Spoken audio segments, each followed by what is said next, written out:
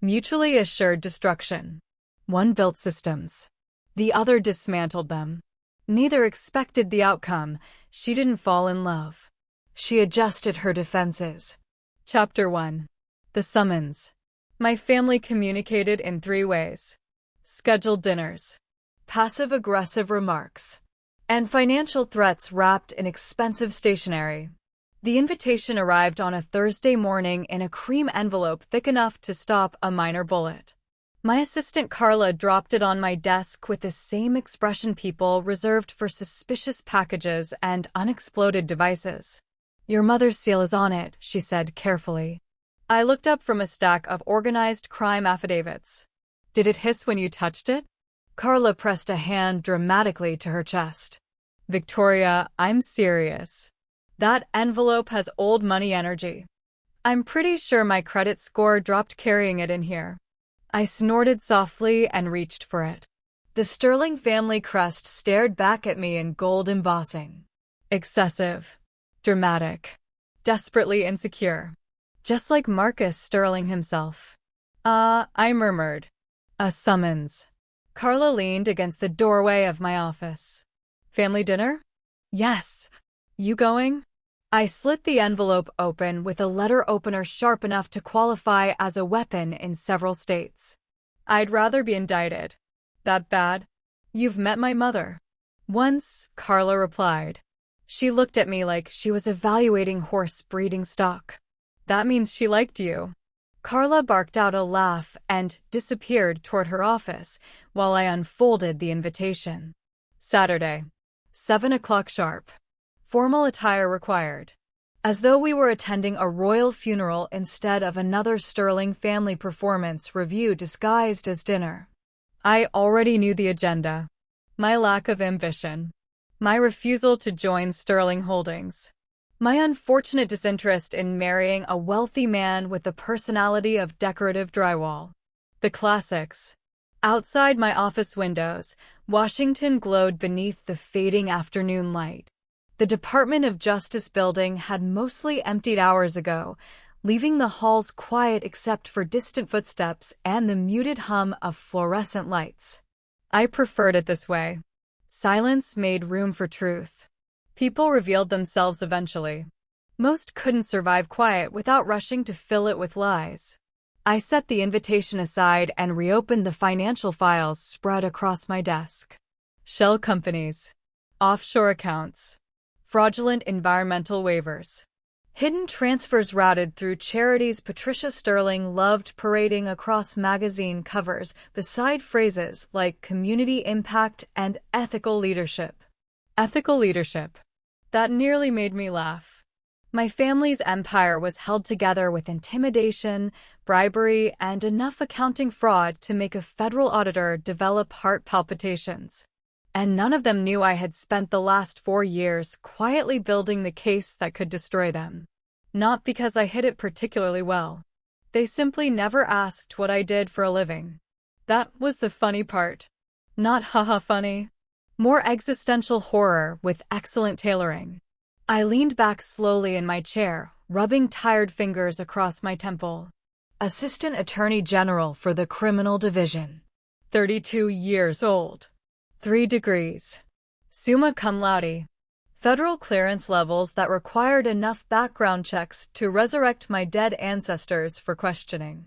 And according to my parents, I worked in administration.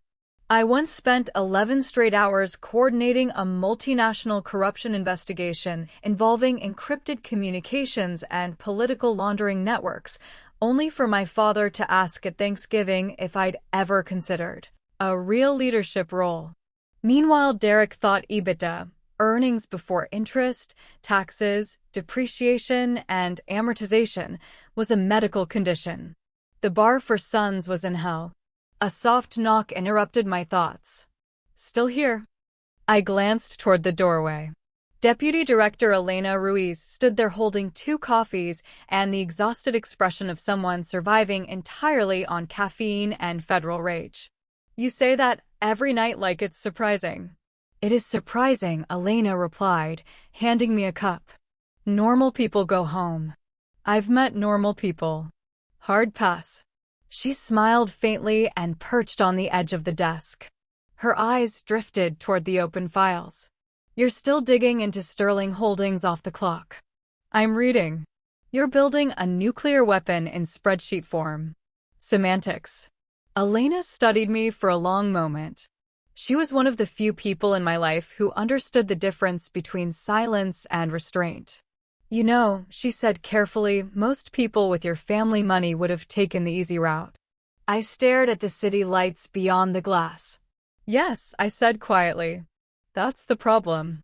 Because the Sterling family never earned anything. Not really. Marcus Sterling inherited the company from his father and spent 30 years polishing inherited wealth into mythology. Patricia weaponized social influence with terrifying precision. My brothers floated through life cushioned by money, reputation, and the kind of protection that turned consequences into inconveniences. Derek and Denzel Sterling. The Golden Twins. American football royalty once upon a time. Until Derek's knee exploded during his rookie Super Bowl season and took both their futures with it. The country mourned them like fallen princes. Sponsors issued emotional statements. Sports channels replayed old footage with piano music. My mother called it a tragedy for the Sterling legacy. Not for Derek. For the brand. When Derek spiraled afterward, the family buried it quietly beneath private rehabilitation facilities and carefully negotiated headlines. Denzel collapsed soon after. Without his brother beside him, he played like a man trying to remember who he was supposed to be. Nobody blamed them. Nobody expected accountability. The twins were Sterling sons. Failure became poetic when rich people did it. I, meanwhile, got lectured for not attending enough charity galas. Elena sipped her coffee slowly. You going to the dinner? I enjoy observing predators in controlled environments. That's concerning. You work at the DOJ, Elena. Fair. I looked back toward the invitation. Saturday night. Which meant one thing. My parents were planning something. Marcus Sterling did nothing socially without strategic intent. And then I remembered the name Derek had accidentally mentioned during one of his rare late-night calls 3 weeks ago. Blackwood. My gaze sharpened instantly. Without another word, I turned toward my laptop and began typing. Blackwood Group appeared immediately across the screen. International holdings. Infrastructure. Cybersecurity. Finance. Government contracts. Old money, but disciplined. Unlike the Sterlings, the Blackwoods had a reputation for something far more dangerous than influence. Competence. Daniel Blackwood. Current Vice President. 36. Educated in Zurich and London. Minimal scandal history. No public relationships. Interesting. I dug deeper. Then paused. Then slowly leaned back in my chair. A grin spread across my face before I could stop it.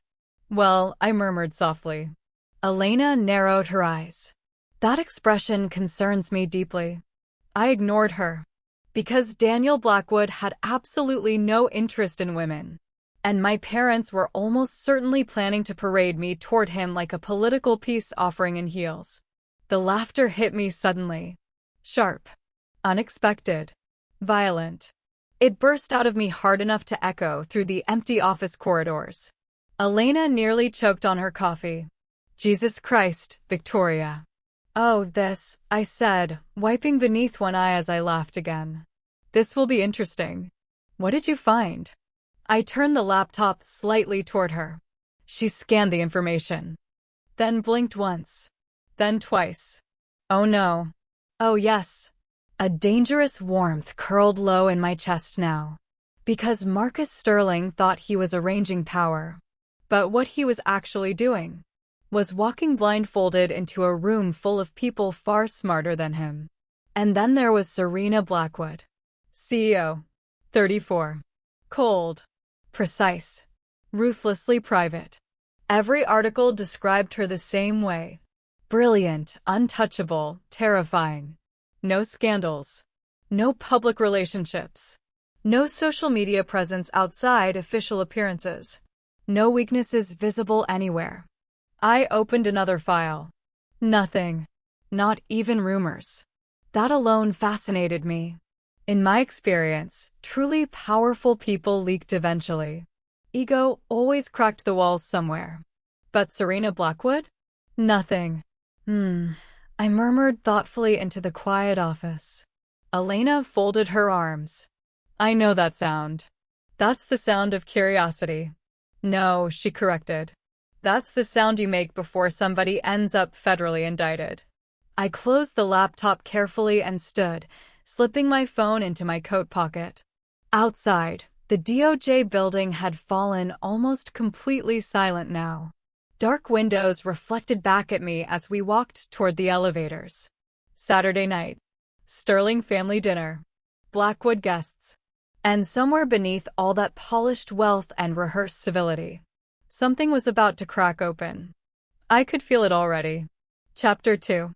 The Sterling Sons. My brothers were born 7 minutes apart and spent the rest of their lives treating those 7 minutes like a sacred blood oath. Derek emerged first. Denzel followed, screaming loud enough to concern nurses and impress my father. Marcus Sterling loved telling people that story. He entered the world fighting, he would say proudly, usually with whiskey in hand and the self-satisfaction of a man who believed aggression was a personality trait worthy of inheritance. The twins were destiny from the beginning. I was an afterthought born 3 years later. Not unwanted exactly, just unnecessary. There's a difference. Some families have childhood photos arranged by milestones. Our house had shrines. Entire walls dedicated to football trophies, framed jerseys, newspaper clippings, and staged photographs of Marcus standing behind the twins like a king presenting heirs to his kingdom. Meanwhile, I existed mostly in the background, looking vaguely confused and overdressed. By the age of 6, Derek and Denzel already had private coaches. At 7, they had nutritionists. At 8, my father had installed a professional-grade training field behind our estate because apparently childhood itself needed sponsorship branding. The Sterling home was less family residence and more sports monarchy with emotional repression. Every Saturday morning started the same way. Whistles. Shouting. My father barking instructions across the field while the twins sprinted through drills in matching Sterling athletics gear. Patricia watched from the patio dressed in immaculate cream cashmere while pretending sweat and physical exertion were charming signs of masculinity instead of evidence of overheating. And me?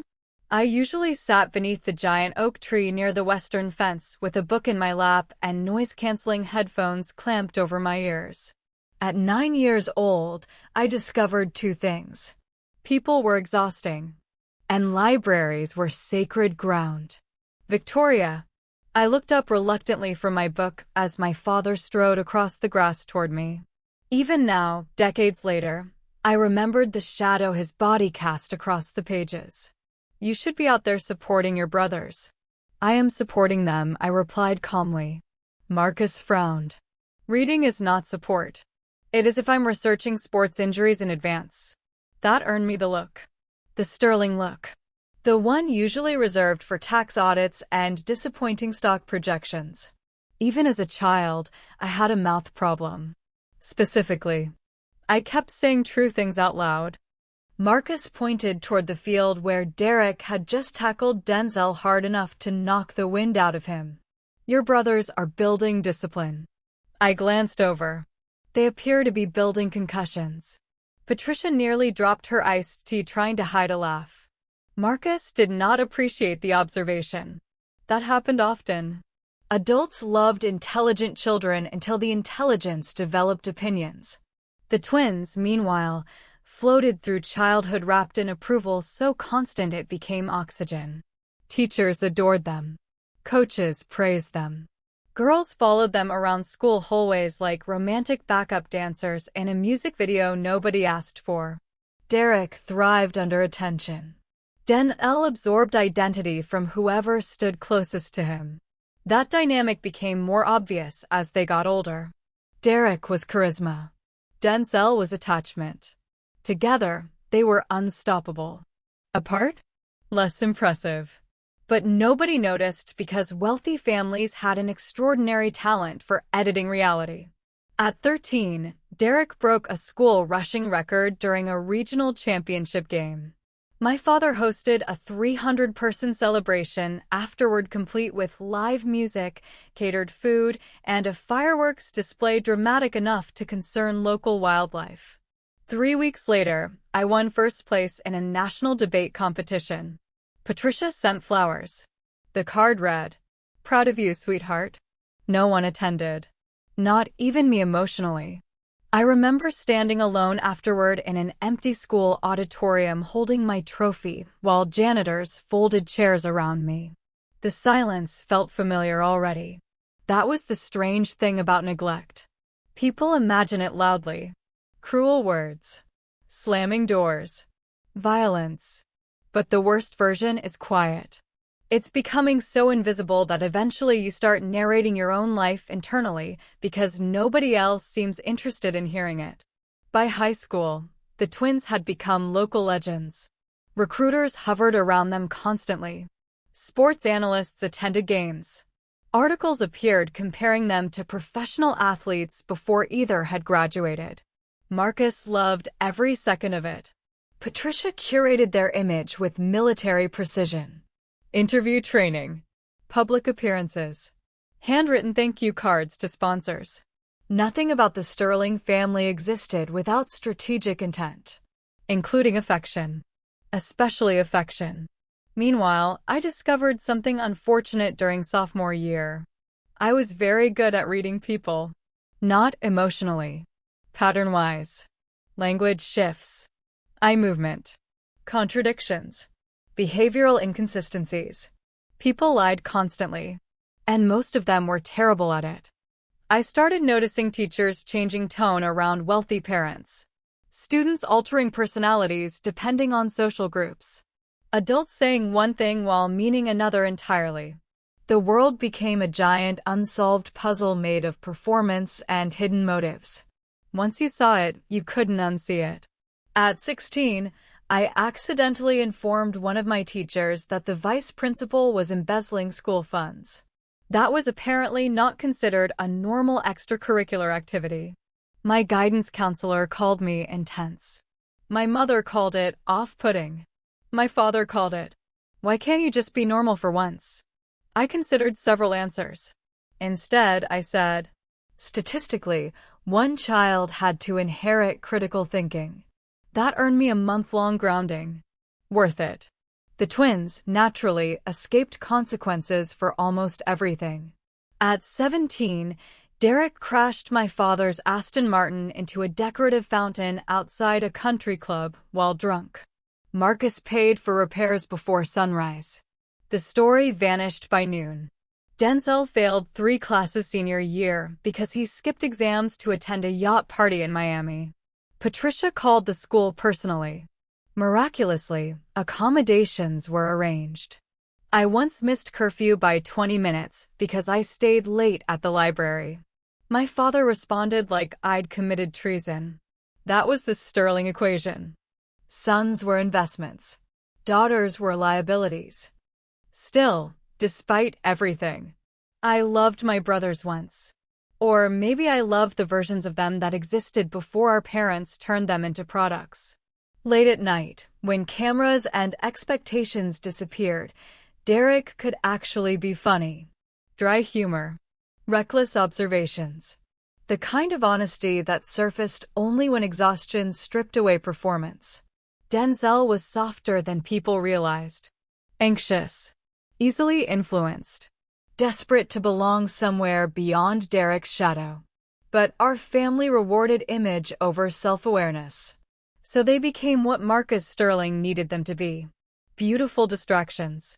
The summer before college, recruiters flooded our home daily. The twins walked into Division I scholarships like royalty claiming inheritance. ESPN analysts mentioned their names on television.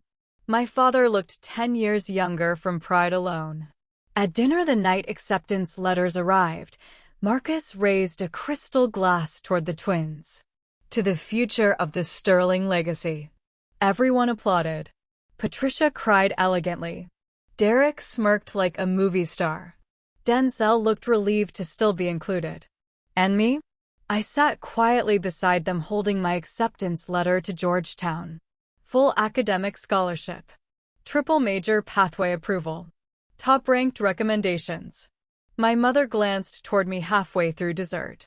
Oh, she said absently. And congratulations to Victoria as well. Marcus nodded without looking up from his wine. Yes, very nice. That was it. No toast. No celebration. No questions about my future. I remember staring down at the tablecloth thinking something inside me had just quietly rearranged itself forever. Not broken. Not shattered dramatically. Just clarified. Like finally understanding you've been standing outside the house your entire life waiting for someone to unlock the door. And realizing no one inside even noticed you were gone. Chapter 3. Inheritance. The problem with building your identity around invincibility is that eventually reality arrives carrying a baseball bat. For Derek Sterling, reality arrived during the second quarter of the Super Bowl. Even now, years later, I could still remember the sound. Not the crowd. Not the commentators. The sound his knee made. Millions of people watched it happen live. One wrong pivot. One impact from the side. One catastrophic collapse beneath stadium lights bright enough to turn disaster cinematic. Derek hit the ground screaming.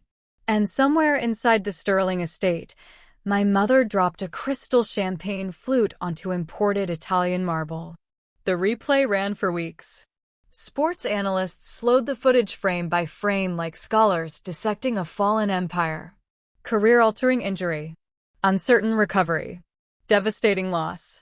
America mourned like someone had shot a racehorse on national television. Marcus immediately entered crisis management mode.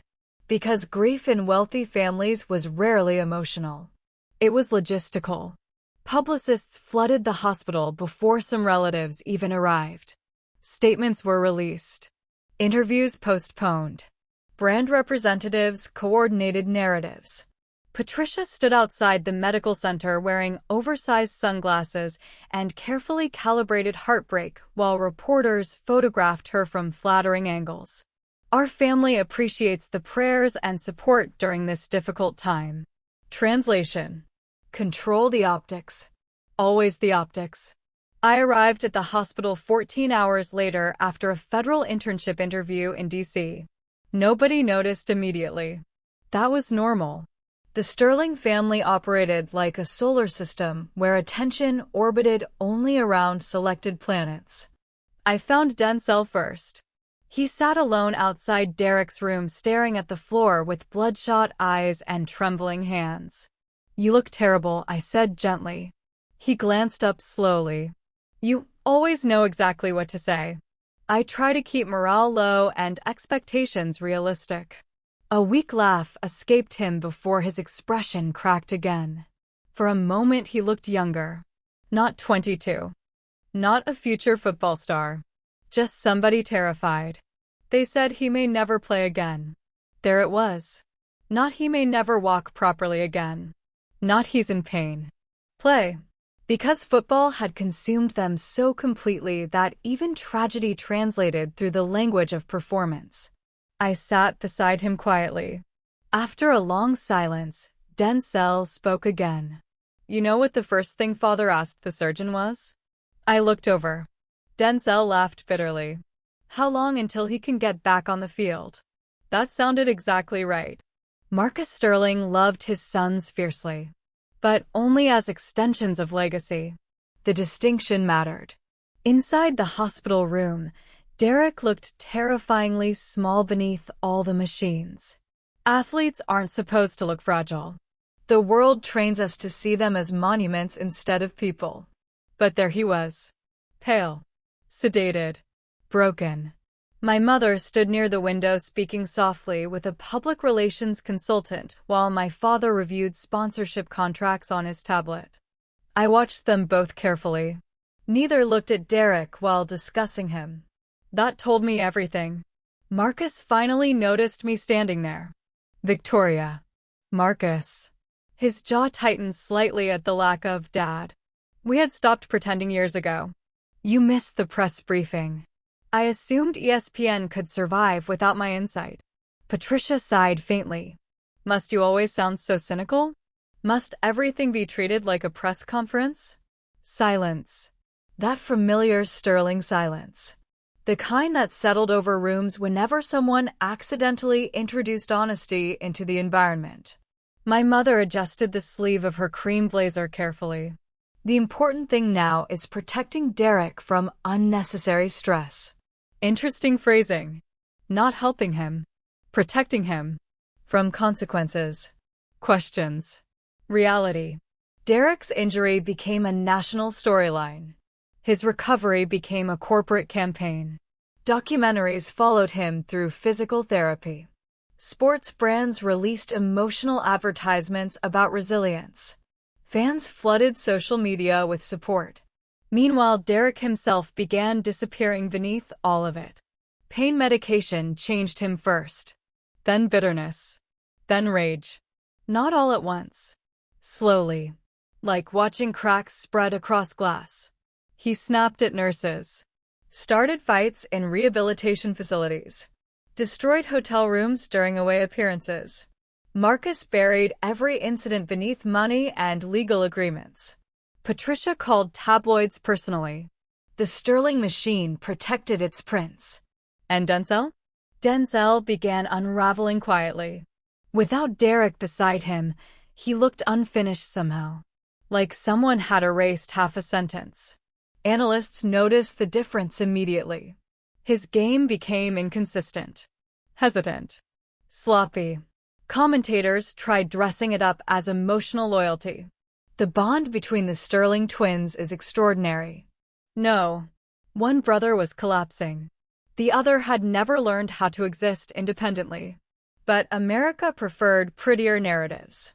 So did my parents. I remember one particular dinner about 8 months after Derek's injury. The atmosphere inside the estate felt brittle. Denzel had just been benched for the 3rd consecutive game. Marcus was drinking heavily.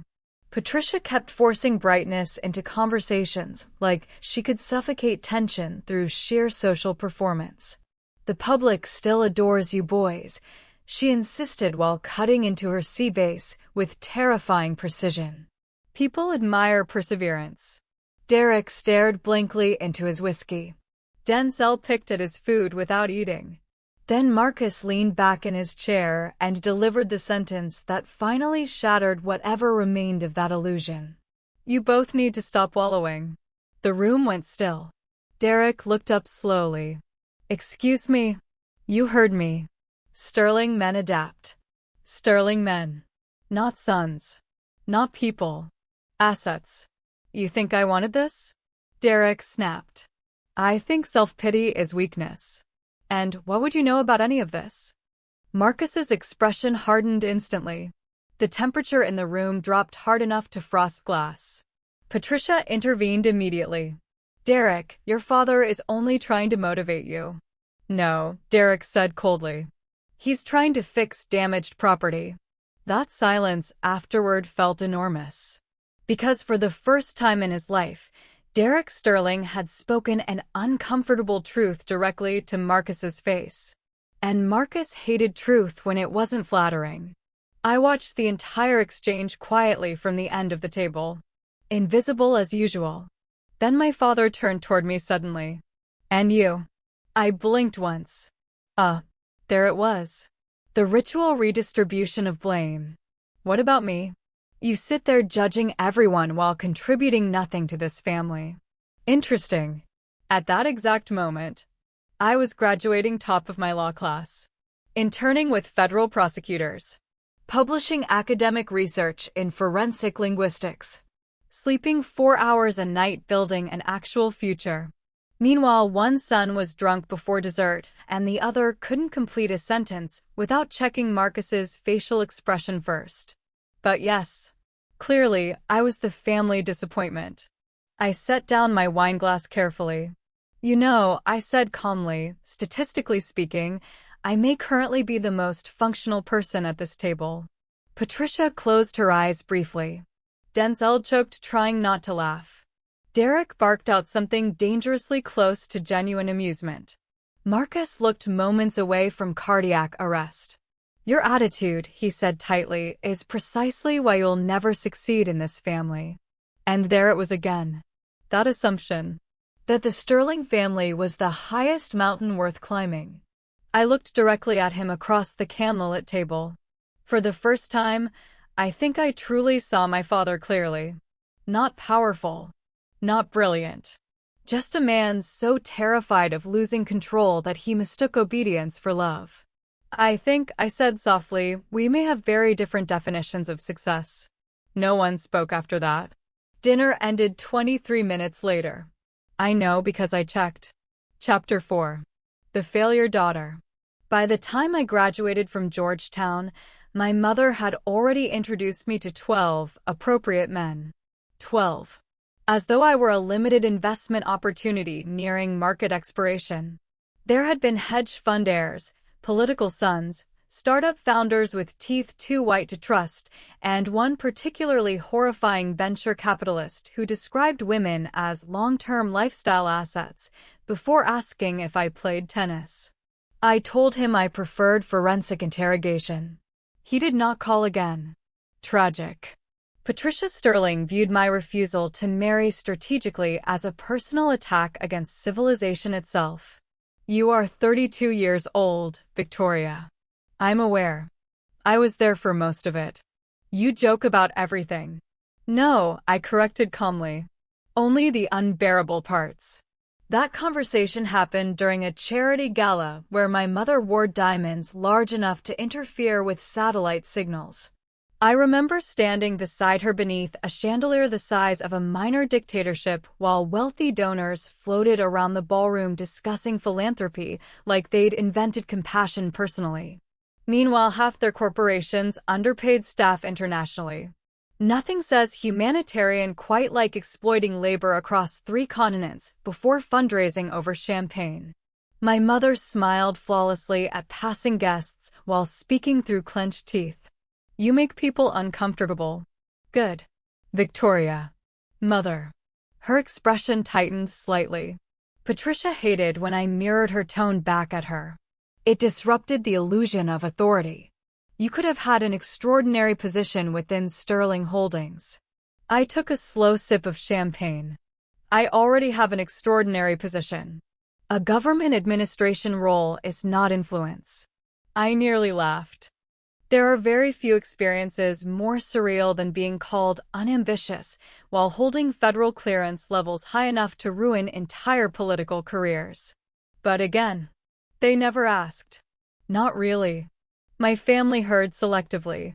If the information reinforced the Sterling worldview, it mattered. If not, it disappeared immediately into the void. I still remembered the day I got the call from the Department of Justice. 26 years old. 3 degrees. Top honors. I had been sitting in a tiny apartment eating instant noodles because law school had financially brutalized me despite the scholarship. The irony of being raised wealthy while surviving on discount ramen was not lost on me. The call lasted 6 minutes. My entire life changed afterward. I joined the Department of Justice quietly. No family celebration. No Sterling announcement. No press-worthy family dinner. Marcus asked one question. So when do you plan on getting a real corporate position? That was it. No congratulations. No curiosity. Nothing. At first, I tried. God help me, I actually tried. I called home after my first major case assignment. No answer. I sent Patricia an article after I assisted on a successful prosecution involving interstate financial fraud. Her response. Wonderful, sweetheart. Your brothers are hosting the Sterling Foundation Gala next Thursday. I mentioned receiving a commendation from a senior prosecutor during Christmas dinner once. Marcus interrupted halfway through to ask Derek about golf memberships. After a while, Something inside me simply stopped reaching. Not dramatically. No tearful breakdowns. No cinematic speeches. Just silence. Like a radio station finally going dead after years of static. And honestly, it freed me. Because once you realize nobody is coming to validate your existence, you start building yourself without permission. The Department of Justice suited me immediately. Not because I enjoyed power. Because I enjoyed patterns. Corruption had structure. Crime had rhythm. Lies left fingerprints everywhere. Most criminals thought arrogance made them untouchable. In reality, arrogance made people sloppy.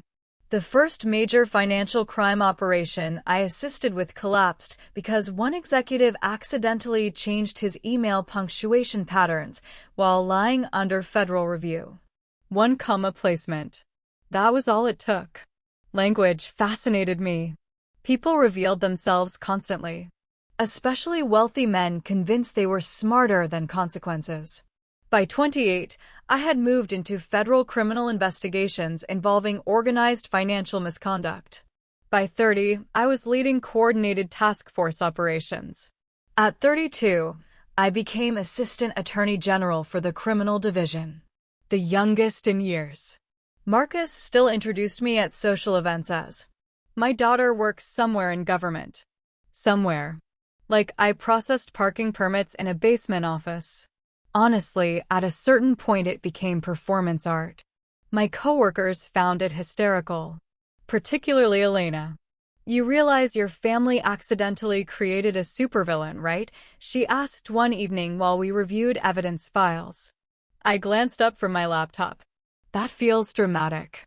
You secretly investigate billionaires for a living and speak about emotional trauma like you're reviewing quarterly reports.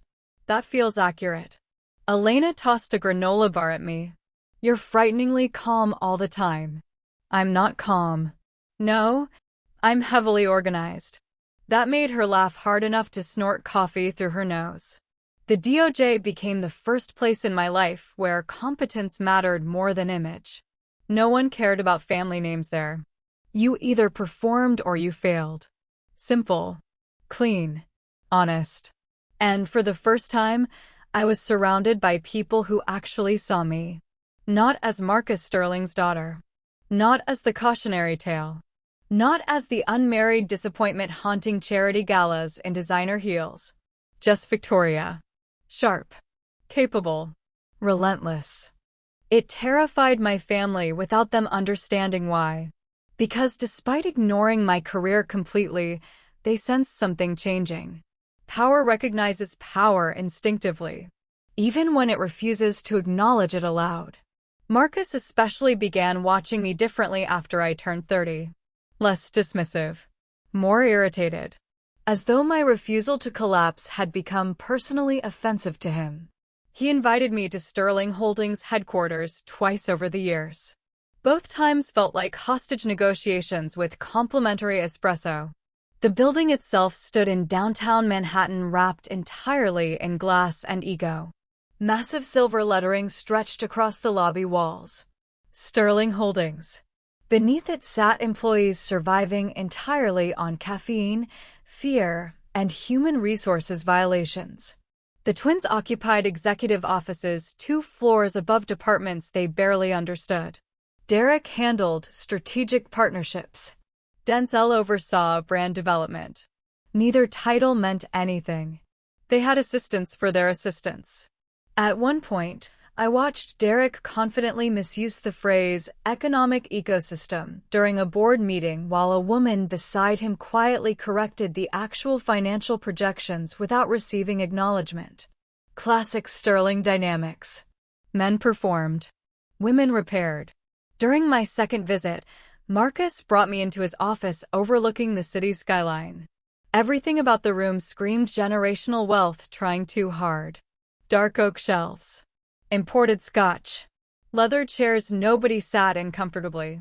Marcus folded his hands together. "You still have time." I stared at him. To do what? Come into the company properly. There it was again. The belief that Sterling Holdings was the center of civilization. You think I'm wasting my life? I think, Marcus replied carefully, you've chosen a path beneath your potential. Beneath. Interesting word. I looked around his office slowly. At the expensive furniture. The curated awards. The skyline view designed to intimidate visitors. Then I looked back at my father. Do you know what I did last Thursday? His expression hardened slightly. What? I coordinated a federal operation involving international financial corruption across 4 jurisdictions. Marcus waved dismissively. Government work. I smiled faintly. You have absolutely no idea what I do you? Silence. And in that silence, he accidentally answered the question. No, he didn't know. Because knowing me would have required listening. And Marcus Sterling only listened to echoes of himself. I stood slowly, smoothing invisible wrinkles from my coat. You should really start asking more questions, Father. Something flickered across his face then. Not guilt. Marcus Sterling didn't experience guilt naturally. But uncertainty? That was new. I walked toward the office doors calmly. Then paused. Without turning around, I said, you'd be amazed what people miss when they've already decided who you are. And then I left him sitting there alone inside his empire of polished lies. Chapter 5. Blackwood. The Sterling estate looked like the kind of place where joy went to die under tasteful lighting. Every hedge was trimmed with geometric precision. Every window gleamed. Every decorative flower arrangement probably had its own investment portfolio. By the time my car rolled through the front gates Saturday evening, the mansion was already glowing gold against the darkening sky like a monument to inherited narcissism. Valets moved across the driveway in synchronized panic. Luxury cars lined the entrance. Somewhere inside the house, a string quartet was almost certainly being underpaid. I stepped from the car and adjusted the sleeve of my black coat slowly. Minimal jewelry. Dark tailored dress. Hair pinned back cleanly. My mother hated when I dressed simply at family events. She believed wealth should announce itself loudly enough to frighten nearby economies. I preferred looking like someone capable of ruining your life with paperwork. The front doors opened before I reached them. Patricia Sterling stood waiting inside like a beautifully preserved thread. Cream silk gown. Diamond earrings. Smile sharp enough to fillet salmon. Victoria, she said airily, leaning in for a cheek kiss that never quite touched skin. You're late. I glanced toward the antique grandfather clock in the foyer. It's 7:03. Yes, Patricia replied. Late. Of course. Time functioned differently around wealthy matriarchs. I handed my coat to one of the staff members and stepped inside fully. The mansion smelled like expensive candles and emotional repression. Voices drifted from the dining hall ahead. Laughter. Glassware. Performance. Patricia adjusted the front of my dress lightly. You could have worn color. I did, I replied. This is judicial black. Her eyes narrowed. I wish you'd take these evenings seriously. I'm at a compulsory family merger dinner. I dressed for the occasion. Victoria. Mother. That tiny tightening around her mouth again. A win. She lowered her voice carefully as we walked. The Blackwoods are extremely important people. So, I gathered from the $12,000 floral arrangements. Marcus has worked very hard to build this relationship. Translation. Do not embarrass us. Which naturally increased the temptation dramatically. As we entered the dining room, conversation shifted subtly. The Sterling family dining hall could seat 24 people comfortably, which was unfortunate because most of the people seated there deserved considerably less comfort. Marcus stood near the fireplace speaking with 2 board members. Derek lounged beside the bar nursing whiskey with the exhausted expression of a man who hated himself professionally. Denzel was flirting lazily with one of Patricia's socialite friends despite being engaged to someone else entirely. Classy. And then, Blackwood. Daniel Blackwood stood near the far end of the room in conversation with Patricia's event coordinator. Tall. Dark suit. Relaxed posture. Handsome in the way expensive magazine editors loved. But his eyes gave him away immediately. Too observant. Too detached. Daniel Blackwood was not interested in whatever performance my family intended tonight. Then my gaze shifted slightly and landed on Serena Blackwood. Well, that explained the rumors.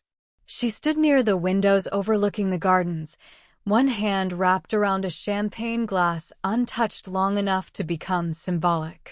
Everything about her was composed. Dark tailored suit. Minimal jewelry. Sharp posture. No unnecessary movement. She wasn't beautiful in the soft, socially approved sense. Serena Blackwood looked dangerous. Like she belonged in boardrooms where people lost billions and signed contracts with shaking hands afterward. Cold, the media called her. I disagreed immediately. Cold people seek distance. Serena felt precise. There's a difference. And then, as though sensing observation physically, she looked directly at me. Not past me. At me. The eye contact landed like a dropped blade between ribs. Calm. Assessing. Intelligent. No social performance in it whatsoever. Interesting. Victoria. Denzel's voice shattered the moment as he crossed the room toward me already half drunk. There she is. The government cryptid herself. I blinked once. Hello to you too. He kissed my cheek loudly and smelled like expensive bourbon and unresolved emotional damage. You remember Chloe? I looked toward the blonde woman beside him. No ring. Different fiancé this time. Impressive efficiency. Vaguely I said. Chloe frowned slightly. Denzel laughed too hard. God, I missed you. You still terrify rich people. Only the fragile ones. Marcus finally noticed my arrival and approached with his usual boardroom stride. Controlled. Calculated. Performative authority. Victoria. Marcus. That tiny irritation again at the lack of father. By now it practically counted as family tradition. Marcus gestured toward the Blackwoods. You haven't formally met our guests. Yes. The auction portion of the evening. Daniel reached me first, offering a smooth, polite smile. Victoria Sterling. I've heard very little about you. I shook his hand once. That makes two of us. A flicker of amusement crossed his face instantly. Good. He was quick. Daniel Blackwood. I know. Hopefully nothing indictable. That depends entirely on your tax records. Derek barked out a startled laugh from behind us. Marcus looked horrified. Daniel looked delighted. And Serena? Still watching quietly. Marcus turned toward her. My daughter Victoria. Serena stepped forward then. No wasted movement. No performative warmth. Just presence. Up close, she was even more striking. Not because she tried to be. Because she didn't. Miss Sterling, she said evenly. Her voice was lower than I expected. Controlled. Measured. I held her gaze. Miss Blackwood. A beat of silence. Tiny. Barely noticeable. But something shifted there. Like two people recognizing intelligence in a room where it had become endangered. Patricia swept forward instantly to rescue the atmosphere from authenticity. Dinner is served. Of course it was. We moved toward the table in carefully arranged social order. Marcus seated himself near Serena immediately. Strategic. Patricia placed Daniel beside me. Even more strategic. Subtle as a military invasion. The dinner unfolded exactly as expected. Meaning. Badly. Marcus launched into discussions about expansion opportunities before appetizers arrived. Patricia weaponized charm across the table like a social sniper.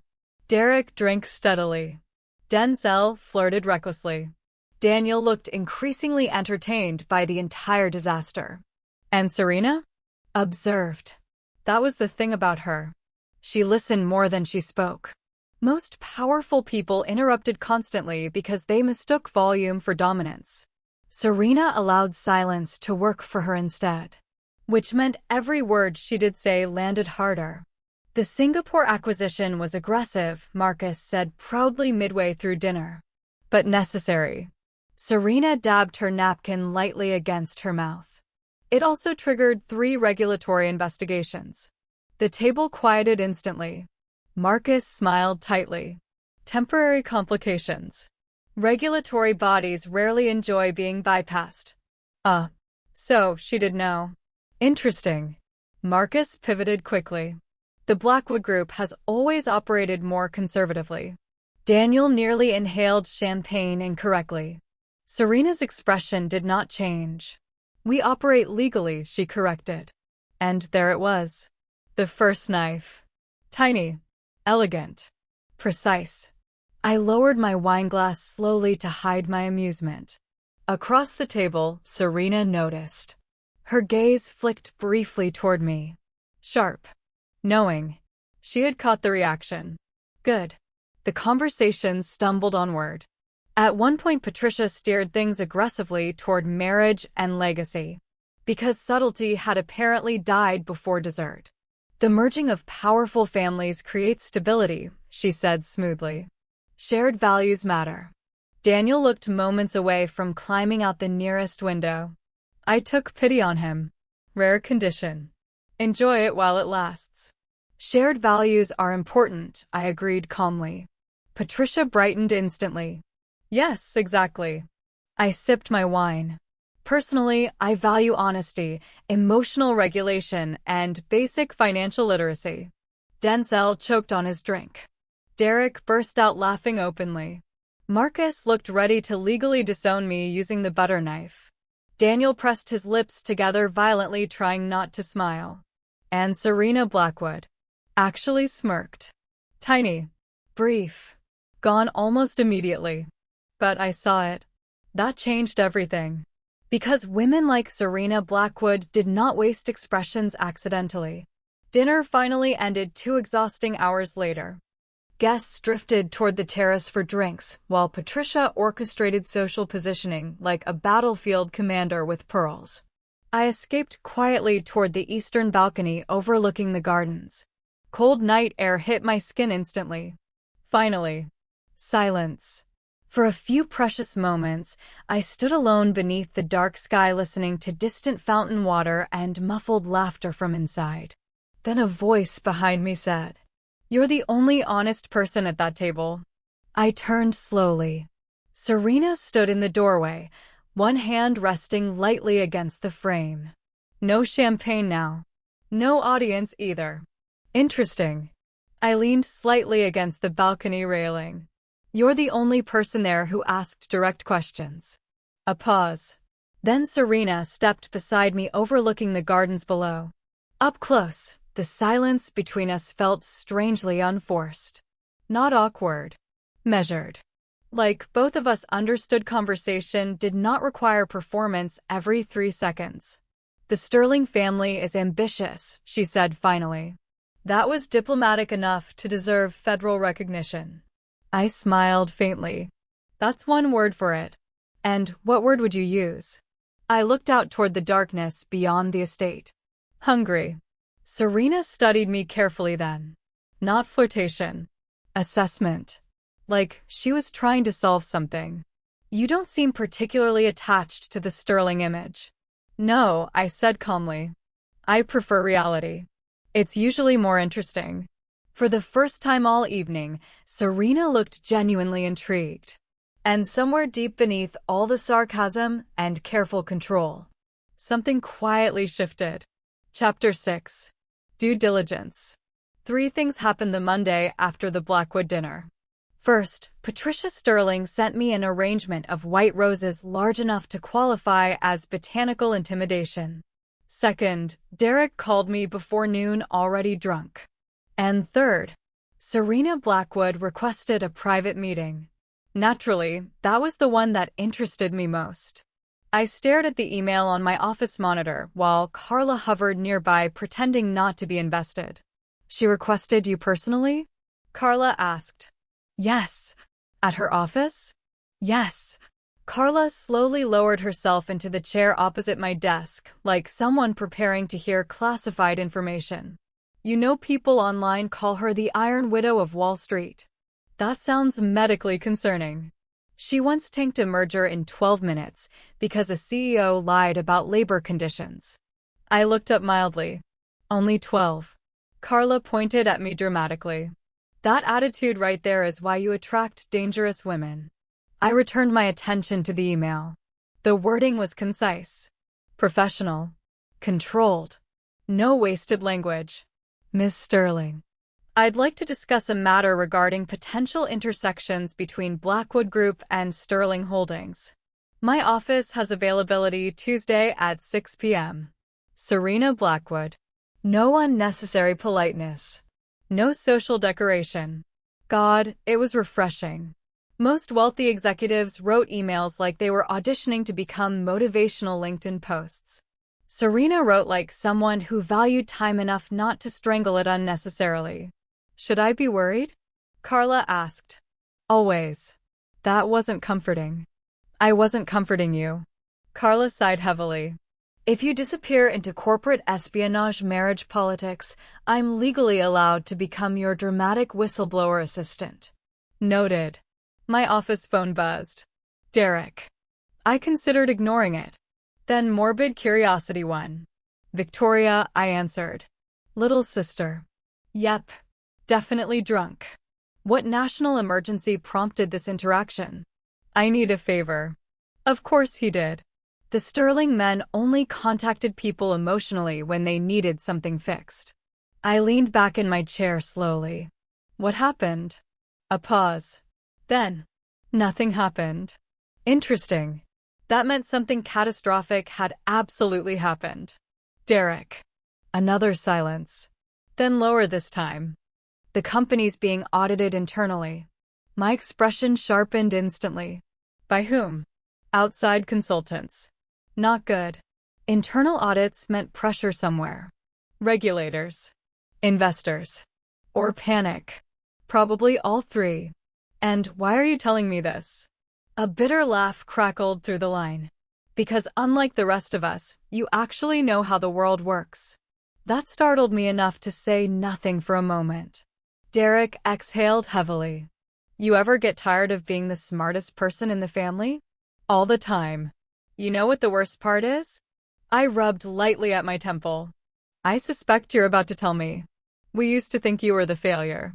Used to. Past tense. Interesting. And now? Another long silence. Then quietly. I think we might have built our lives around the wrong child.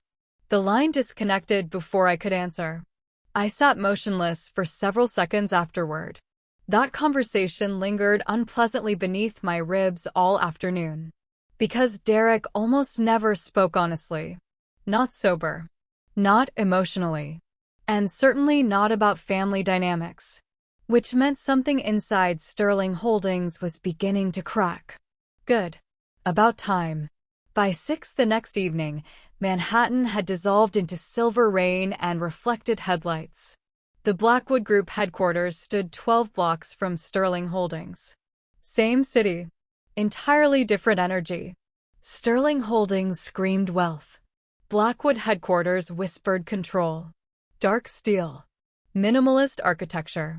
No decorative excess. Even the lobby felt efficient. The receptionist greeted me by name before I reached the desk. Of course she did. Serena Blackwood didn't strike me as someone who tolerated operational surprises. An assistant escorted me upstairs in silence. 32nd floor. Private executive level. The doors opened directly into a reception area so immaculate it looked surgically sterilized. No unnecessary artwork. No vanity projects. No giant portraits of Serena staring down from walls like a corporate dictator. Again. Refreshing. The assistant gestured toward a set of dark glass doors. Miss Blackwood will see you now. I stepped inside. And immediately understood why people feared Serena Blackwood. Not because the office was intimidating. Because she was. She stood near the massive windows overlooking Manhattan, sleeves rolled slightly past her wrists, reading through a digital report with complete concentration. No performance. No dramatic CEO theatrics. Just competence. Dangerous, dangerous competence. You're punctual, she said without looking up. I was curious. That earned me the smallest flicker of acknowledgement before she finally lifted her gaze toward me. Dark eyes. Sharp focus. There was something unnerving about being looked at by Serena Blackwood. It felt less like attention and more like being professionally evaluated. Coffee? She asked. That depends. On? Am I being interrogated or recruited? That almost smile appeared again briefly. I haven't decided. Interesting. She motioned toward the seating area near the windows. I sat carefully while Serena moved toward an espresso machine built into the wall because apparently billionaire CEOs now lived inside futuristic architecture magazines. You dislike your family, she said plainly while preparing coffee. Not a question. A statement. I crossed one leg slowly. That's a direct opening. I dislike wasting time. I noticed. She handed me a cup. Black coffee. No sugar. Correct. Interesting again. You investigated me, I observed. You investigated us first. Fair enough. Rain streaked across the windows behind her while Manhattan glittered below like scattered circuitry. Serena sat opposite me with terrifying posture. How much do you know about Sterling Holdings? She asked. I met her gaze evenly. How honest would you like this conversation to be? Entirely. Dangerous answer.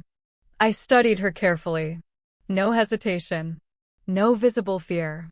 And suddenly I understood something important. Serena Blackwood already suspected corruption. She just didn't know the scale yet. Enough, I said carefully, to advise caution regarding any partnership discussions.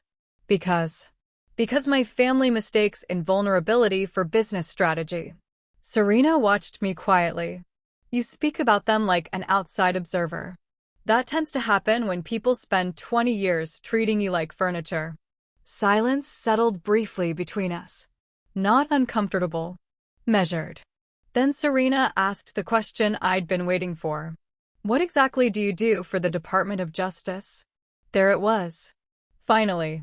Someone asking. Not dismissing. Not assuming. Actually asking. And absurdly enough, that almost hurt more. I looked down briefly at the coffee cup warming my hands. You're the first person from a wealthy family who's ever asked me that directly. Something shifted subtly across Serena's expression then. Not pity. Thank God. I would have left immediately. No. Recognition. That was worse somehow. I investigate organized financial crime, I said calmly. Primarily corruption structures hidden inside legitimate corporate systems. Serena went very still. And because she was brilliant, she understood the implication immediately. Not fully, but enough. You're telling me this voluntarily? I'm telling you to be careful. Of your family? I held her gaze. Yes. The room quieted completely after that. Rain against glass. Distant city noise.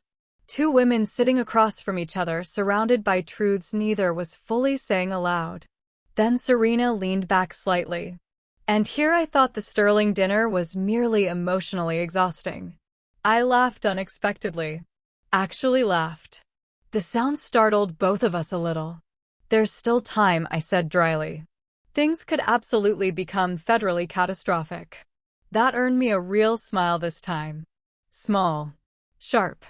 Gone quickly. But real. And suddenly the air between us changed. Just slightly. Not romantic. Not yet.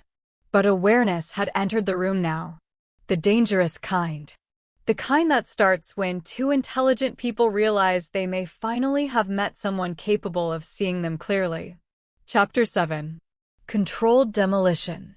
The first time Daniel Blackwood called me feral, I almost respected him. Almost. It was said with the kind of amused disbelief usually reserved for stray animals that have learned how to open doors and file taxes. We were standing in a glass conference room at Blackwood headquarters, reviewing what was supposed to be a preliminary partnership alignment discussion. In reality, it was a corporate hostage situation dressed in expensive language. Daniel leaned slightly closer to the projection screen, squinting at a Sterling Holdings financial summary. "You're telling me this is real?" he asked. "I'm telling you this is what they submitted," I replied.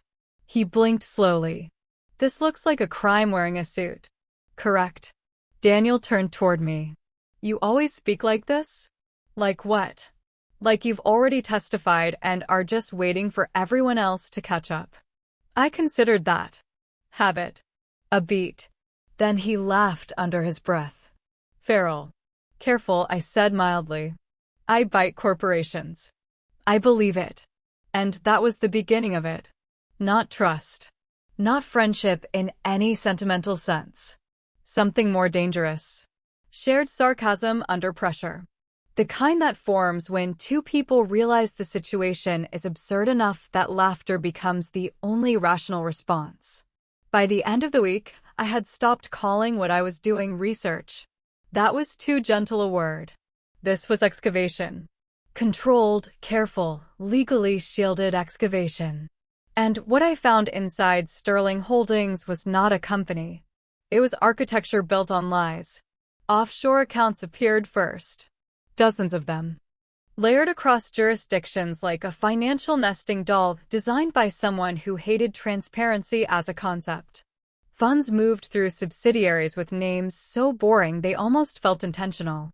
Sterling Infrastructure Partners. Northbridge Capital Holdings.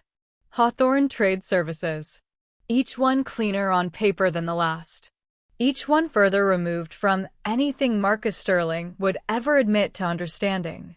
Then came the bribery trails. Government permits approved suspiciously fast. Environmental waivers granted without proper review. Infrastructure contracts awarded to shell companies with no employees and somehow perfect bid histories. It wasn't subtle. It was confident. And confidence in corruption is always a mistake. Because it leaves fingerprints everywhere.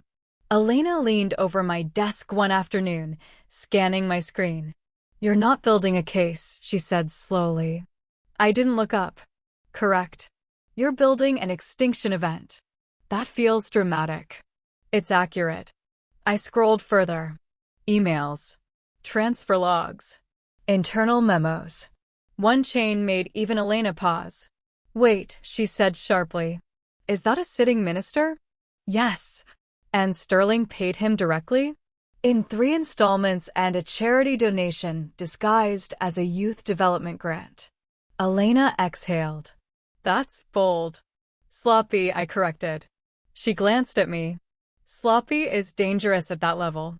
"Exactly. Because arrogance was doing most of the work for me."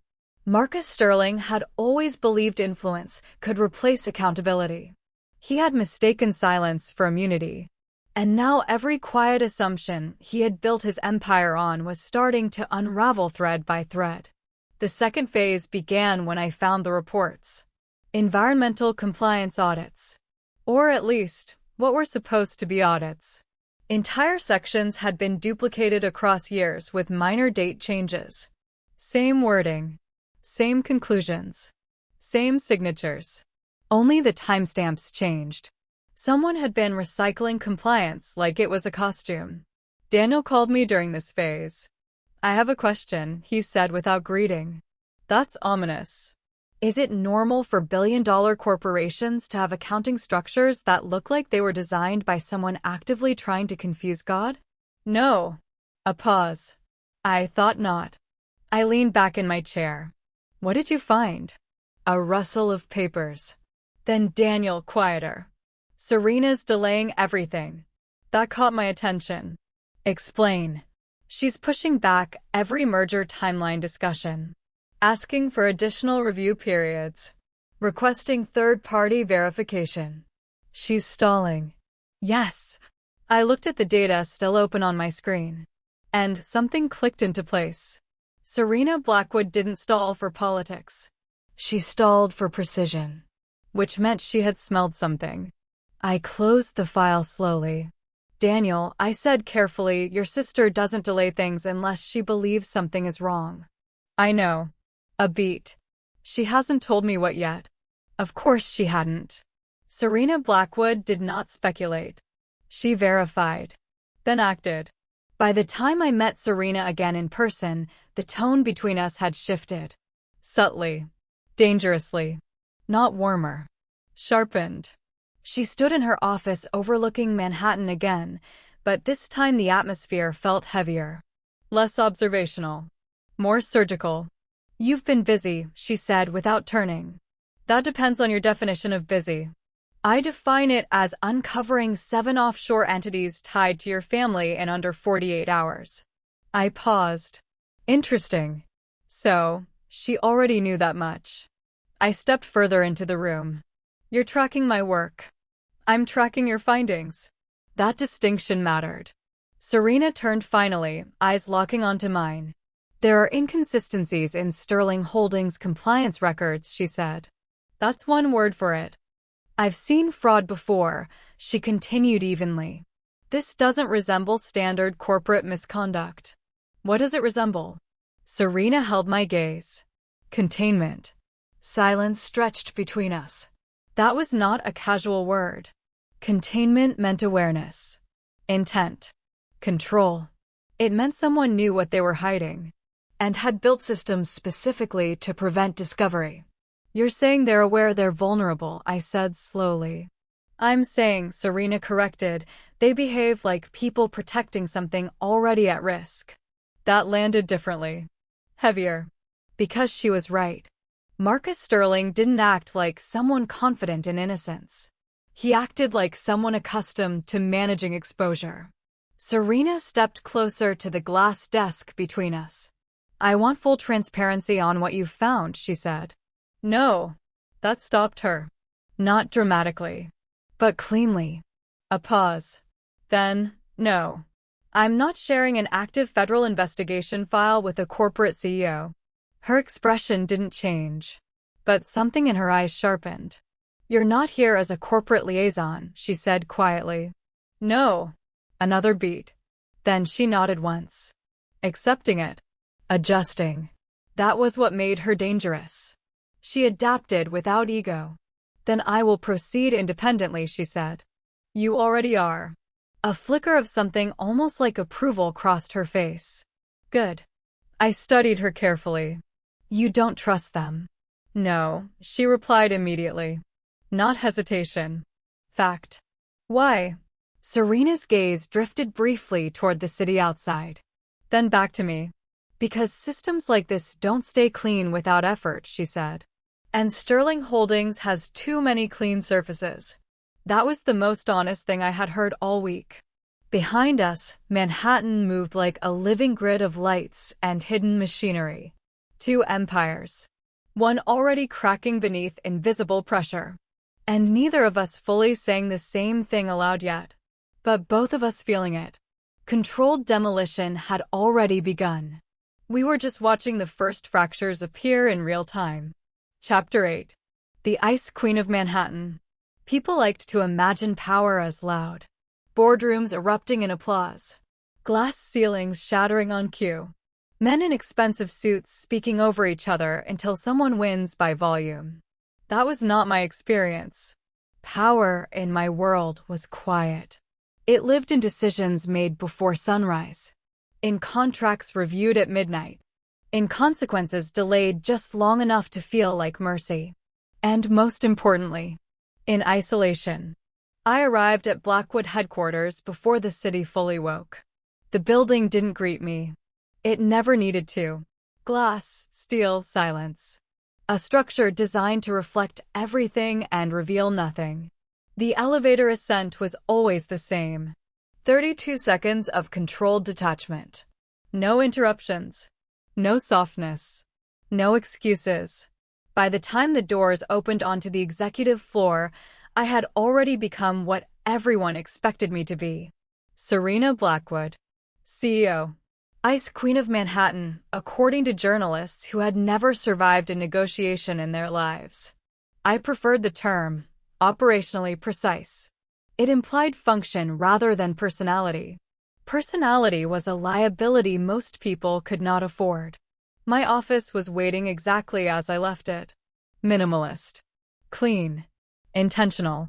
Nothing personal on display. There was nothing to display. I reviewed the overnight reports, while the city shifted beneath me like a machine slowly powering itself into consciousness. Acquisitions. Compliance updates. Market fluctuations. Legal reviews. Everything arrived filtered through layers of analysts, advisors, and systems designed to remove emotional contamination from decision-making. That was the job. Not to feel. To decide. A knock came at exactly 7:14. My assistant stepped in without hesitation. She had learned years ago that hesitation annoyed me more than mistakes. "Blackwood Sterling meeting confirmation?" she asked. I didn't look up. "Still pending." "They're requesting urgency." "They always are." She paused briefly. "There's also updated intelligence on Sterling Holdings. Internal instability indicators are increasing." That made me still for half a second. Then I set the file down. "Explain." She handed me a tablet. Graphs. Irregular financial movements. Audit discrepancies accelerating in pattern clusters. Not random. Directed. Someone was pulling threads. Carefully. Later that day, I attended a board review. Routine. Predictable. Until it wasn't. Midway through the presentation, a junior executive made a comment about Sterling Holdings' stable financial positioning. I corrected him immediately. "Define stable."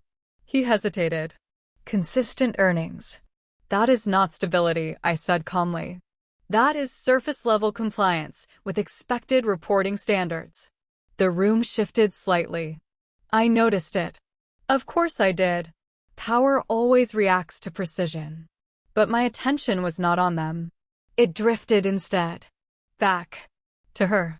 Victoria Sterling's report had been circulating internally through preliminary Blackwood intelligence channels. I had read it twice.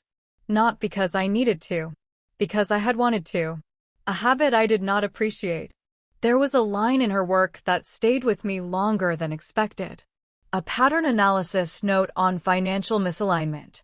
Her language had been clinical, but the structure was personal in its restraint, not emotional, controlled, like someone who had learned long ago that emotion was not safe currency in her environment. That was not uncommon. What was uncommon was clarity without ego. Most analysts wanted recognition. She did not, which meant she was not performing intelligence. She simply had it. After the meeting, I returned to my office and found myself standing longer than necessary at the window. Below, the city continued its indifferent movement. And, somewhere within it, Victoria Sterling moved through systems that were beginning to respond to her presence whether she acknowledged it or not. I found myself recalling her expression at the dinner. Not the words. The absence of performance. No social calibration. No strategic softness. Just observation. It was unsettling. Because people like that do not belong in controlled systems. They disrupt them. And disruption, once introduced, does not stay contained. I turned away from the window finally and opened the Sterling file again. For the first time in a long time, I did not evaluate it purely as a business matter. I evaluated it as something else. A variable that did not behave as expected. And variables like that require attention, not emotion. Attention. There is a difference. Chapter 9. Mutually Assured Destruction. The first time Victoria Sterling made me laugh in a boardroom, I nearly questioned my own judgment. Not because it was inappropriate, because it was effective. We were seated across from Sterling Holdings' executive negotiation team inside Blackwood headquarters. A polished oak table. Glass walls. Too many people pretending to understand terms they would never personally be accountable for. Marcus Sterling sat at the far end like a man convinced the universe was still operating under his original instructions. Beside him, Daniel looked like he was attending a funeral he had personally arranged. And Victoria. Victoria looked like she had been invited purely to observe how quickly everything would collapse, which I suspected was not entirely inaccurate. The discussion had been circling for 47 minutes without meaningful progress. Marcus leaned forward, voice smooth. Strategic alignment benefits both our organizations. Victoria tilted her head slightly. That sentence contains no operational meaning. A pause. Marcus blinked. Daniel coughed into his hand to hide a laugh. Patricia tightened her smile like it was a financial instrument. I watched Victoria carefully. She was not aggressive. She was precise. There was a difference most people failed to understand until it was too late. Marcus tried again. We are discussing long-term growth synergies. Victoria didn't even look at him when she responded. You're describing noise with better lighting. Daniel lost it then. Fully. Quietly. Shoulders shaking. Marcus's expression tightened. Victoria, perhaps you should allow the adults to speak. She finally turned her gaze toward him. It was not sharp. That was the unsettling part. It was calm. Measured. Almost curious. I'm not preventing anyone from speaking, she said. I'm just responding when they do. Silence dropped over the table like a sealed vault. I found myself observing her differently again. Not as a variable. Not as an anomaly. As something that understood exactly how much pressure it could apply without breaking the surface. Marcus exhaled slowly. You always answer questions with another question, he said. Victoria's expression didn't change. Only when the original question wastes my time. Daniel made a sound that could only be described as suppressed collapse. Even I felt something shift behind my ribs. Amusement. Unexpected. Unwelcome. Useful. The meeting continued. It did not improve. By the time the negotiation broke into smaller breakout discussions, the tension had evolved into something more structured. Less conversation. More controlled hostility. Victoria moved through it like she had done this before. Not corporate negotiations specifically. Something sharper. Legal systems, perhaps. Or interrogation frameworks. She did not raise her voice once. She did not need to. Every sentence she delivered stripped something unnecessary from the room. Marcus began compensating with volume. A predictable response. Daniel leaned toward me during a brief pause. I think this family is actively trying to outstubborn physics, he murmured. They've been practicing for decades, I replied. Should I be concerned? Yes. He smiled faintly. Good. I was worried I was overreacting. Across the room, Victoria was reviewing a document projection while one of Sterling Holdings' legal advisors attempted to explain a compliance structure. Victoria interrupted gently. This section contradicts itself. It does not, the advisor said quickly. It does, she replied. Then she pointed once. There. And there. Same clause, different obligation thresholds. A pause. The advisor blinked. Then checked. Then went still. Daniel whispered, "Oh no." I didn't look away. Because I had seen that exact moment before in different contexts. The moment someone realizes the structure they built is no longer stable. Not because it was attacked. Because it was exposed. Victoria continued calmly. You didn't just misreport this, she said. You standardized inconsistency. Marcus's tone sharpened instantly. That is a serious accusation. Victoria finally looked at him again. I'm not accusing you, she said softly. I'm describing the document. That distinction landed like a blade placed carefully on a table. Not thrown. Placed. Intentional. And somehow worse. Outside the meeting rooms, something else was happening. Quietly. Unnoticed at first. In a Sterling Holdings internal compliance office, a junior analyst stared at her screen for a long time without blinking. Then she scrolled back. Then again. Then stood up too quickly. Her chair rolled back into a cabinet. Something's wrong, she said. Her supervisor didn't look up. With what? These reports. She turned the monitor. Lines of financial data. Audit summaries. Internal transfer logs. I've seen this structure before, she said slowly. That's impossible. It's not identical, she continued. But it's patterned. Like someone reused a framework across multiple filings. Silence. Then she added quietly. And I think it's been leaking externally. That word changed the air instantly. Leaking. Not error. Not discrepancy. Exposure. Back in the boardroom, Victoria closed the folder gently. I think, she said, voice calm, you should pause any external discussions until internal compliance review is complete. Marcus leaned forward. This is still my company. Victoria held his gaze. For now. The temperature in the room dropped several degrees. Daniel muttered under his breath. That sounded like a threat. It wasn't, I said. What was it? A forecast. Victoria stood. Not dramatically. Not as performance. Simply finished. I've said what I needed to say. Marcus's voice hardened. You are not in a position to dictate terms. Victoria paused at the edge of the table, then looked back at him. For a moment, something quieter passed through her expression. Not anger. Not satisfaction.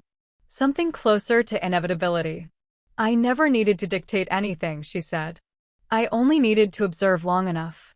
Then she left. And the silence she left behind did not feel like absence. It felt like pressure. Daniel exhaled slowly. Well, he said finally. That was horrifyingly efficient.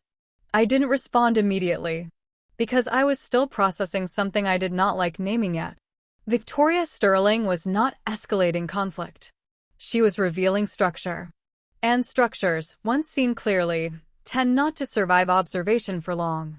Somewhere inside Sterling Holdings, someone had already realized documents were missing patterns they could no longer explain. The question was no longer whether things were falling apart.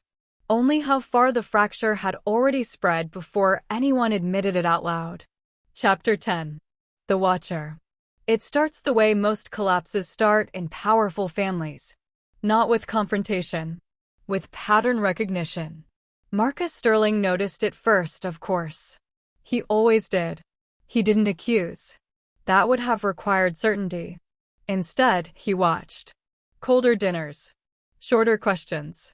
Long pauses where my name used to be spoken casually and now arrived with weight. Victoria, he said one evening, cutting into his steak with unnecessary precision, you've been spending a great deal of time at your office. I work there, I replied. Denzel laughed once from across the table. Do you though? It wasn't funny. Not really. It was testing. I looked at him calmly. Yes. That should have ended it. It didn't. Because in families like ours, truth is rarely accepted the first time it's spoken. It has to be negotiated. Patricia watched me more carefully after that night. Not openly. Subtly. Like someone recalibrating a security system. She started asking softer questions. How are your colleagues? Are you eating properly? Do you feel fulfilled? The kind of questions that sound like care but behave like surveillance. Emotional manipulation dressed in silk language. I answered politely, which she interpreted as distance, which made her increase the softness, which made everything worse. You're becoming isolated, Victoria, she said during one of our calls. I've been isolated for years, I replied. A pause.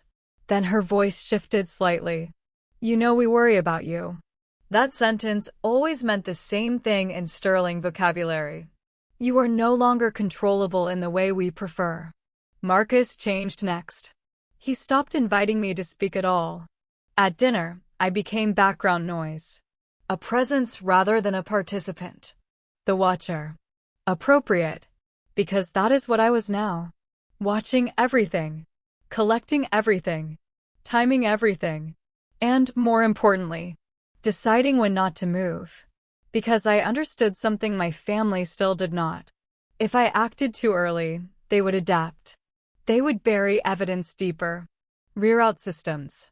Erased connections I had spent years carefully mapping. Sterling Holdings did not crumble under pressure. It reorganized, like a living organism, which meant patience was not optional. It was strategy.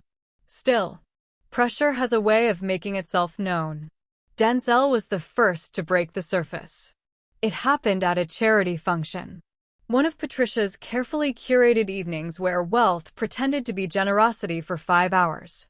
I was standing near the edge of the ballroom speaking to a DOJ contact when I felt him approach. Not gently. Not politely. He stopped beside me like a storm deciding where to land. "You've been doing something," he said. I didn't look at him. That is usually called a job. His laugh was sharp. "No, I mean something else." Now I looked at him. Denzel's eyes were too bright. Not anger alone. Something underneath it. Fear dressed as aggression. "I don't know what you think you're doing," he continued, lowering his voice, "but people are talking. People always talk. This is different." A pause. Then, quieter. "Dad is asking questions." That landed more seriously. Marcus didn't ask questions unless he was already forming answers. "What kind of questions?" I asked. Denzel hesitated. That hesitation told me everything. Then he snapped. "You think you're better than us now?" There it was. The emotional pivot. When uncertainty becomes accusation. "No," I said evenly. "I think I'm employed." "That's not what this is about." "Then what is it about?" His jaw tightened. "You disappeared into your little government world and now suddenly everything in the company feels off." Interesting phrasing. "Off," I repeated. "You know what I mean." No, I didn't. But I was beginning to. Someone inside Sterling Holdings had noticed inconsistencies. Not enough to understand them, but enough to feel them. That was dangerous. Denzel stepped closer. "Just stop whatever you're doing," he said sharply. "Before this gets worse." A warning. Not for me. For them. Which meant they already suspected something real. I held his gaze. Then spoke quietly. "I'm not doing anything." A lie. But a necessary one. Because the truth would accelerate reactions. And acceleration right now was lethal. Denzel stared at me for a long moment. Then walked away without another word. That was worse than anger. That was fear without direction. Serena noticed it before I told her. Of course she did. She always noticed things that weren't spoken aloud. We were standing in a corridor of Blackwood headquarters after a meeting, the kind of space designed for movement rather than conversation. She didn't look at me immediately. She simply said, "Your environment is destabilizing." I exhaled softly. That's one way to phrase it. Now she looked at me. Not scanning. Not analyzing. Assessing. "What happened?" "Family suspicion," I replied. A pause. Then she said something I didn't expect. "That is inefficient." A faint laugh escaped me. "Most of my family is." That earned the smallest flicker of something almost like approval. But it faded quickly. Serena stepped slightly closer.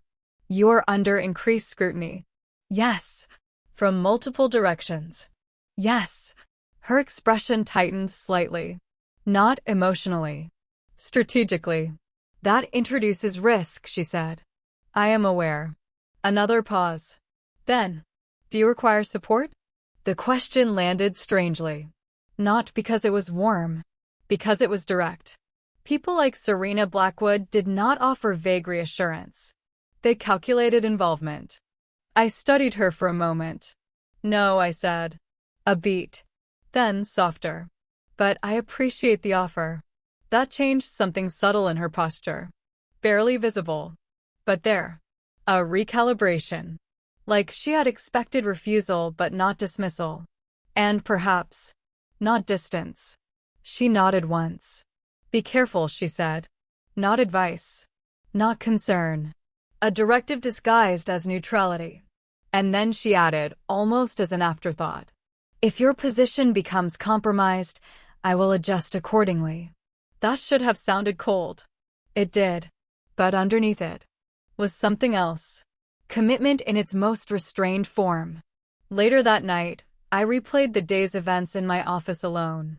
Denzel's fear. Marcus's silence. Patricia's shifting tone. The structure was tightening. Not collapsing yet, but constricting. Like a system preparing to isolate a variable. And in that isolation, truth becomes visible. I leaned back in my chair, staring at the ceiling for a long moment. Then I whispered into the empty room. You're starting to see me. Not my family. Not fully. But enough. And somewhere across the city, in a building made of glass and control, Serena Blackwood was doing the same thing. Watching. Adjusting. Not intervening. Not yet. But the ice had begun to crack in places no one else could see. Chapter 11. Whistleblower. At 4:12 a.m., the Department of Justice looked less like government and more like a controlled military organism wearing fluorescent lighting. No windows. No wasted movement. Just synchronized pressure. The Strategic Litigation Coordination Room occupied the lower restricted level beneath the Criminal Division offices, and very few people without federal clearance even knew it existed. Wall screens displayed shell corporation structures, offshore transaction routes, synchronized warrant timelines, SEC freeze authorizations, live forensic accounting feeds. Sterling Holdings occupied the center screen like a disease under magnification. Every subsidiary, every hidden transfer, every fraudulent acquisition structure. Years of rot finally translated into visible architecture. When I entered the room, conversations didn't stop. They sharpened. Good teams did not perform authority theatrically. They adjusted around it operationally. Deputy Director Evelyn Ross looked up from a digital projection table first. We confirmed Cayman movement attempts overnight, she said immediately. No successful transfers? I asked. Blocked at preliminary escalation level. Good. I placed my tablet on the table and expanded the live warrant sequencing. Red markers lit the eastern seaboard. New York, Chicago, Miami, Dallas. Sterling subsidiaries had spread like mold behind luxury branding. Now every piece would be hit simultaneously. Not for spectacle. For containment. Where are we on digital seizure coordination? I asked. A younger analyst spoke carefully. Cyber Division is prepared for synchronized server isolation at execution start. Prepared is not confirmed. A beat. Then. Confirmed, ma'am. Better. I zoomed into the financial movement structures. Marcus will attempt offshore migration the second he senses instability, I said. If even one internal warning leaks before warrant execution, we lose recoverable assets inside 6 hours. Nobody in the room argued. Because they knew I was right. People like Marcus Sterling did not view law as consequence. They viewed it as timing. And timing, unfortunately for him, belonged to me now. Deputy Director Ross folded her arms. FBI wants authorization for advanced detainment on 2 financial officers. No. The answer came immediately. She frowned slightly. They may run. They won't, I replied. They still believe this is survivable. That earned silence. I continued reviewing the operational map. Fear causes movement. Movement causes evidence contamination. We keep them calm until execution begins. Ross nodded once. Understood. A federal takedown was not about dramatic arrests.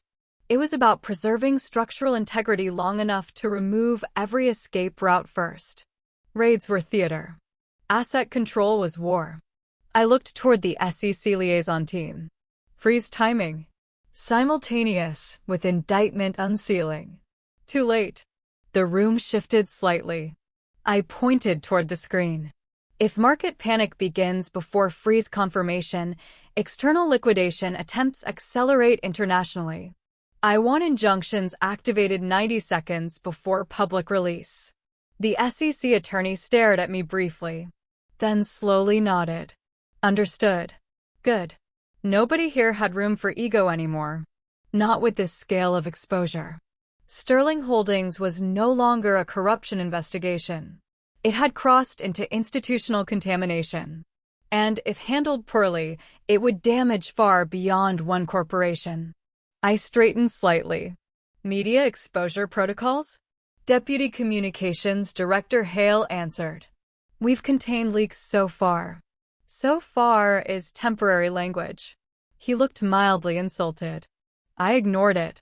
When the warrants execute, media frenzy becomes inevitable.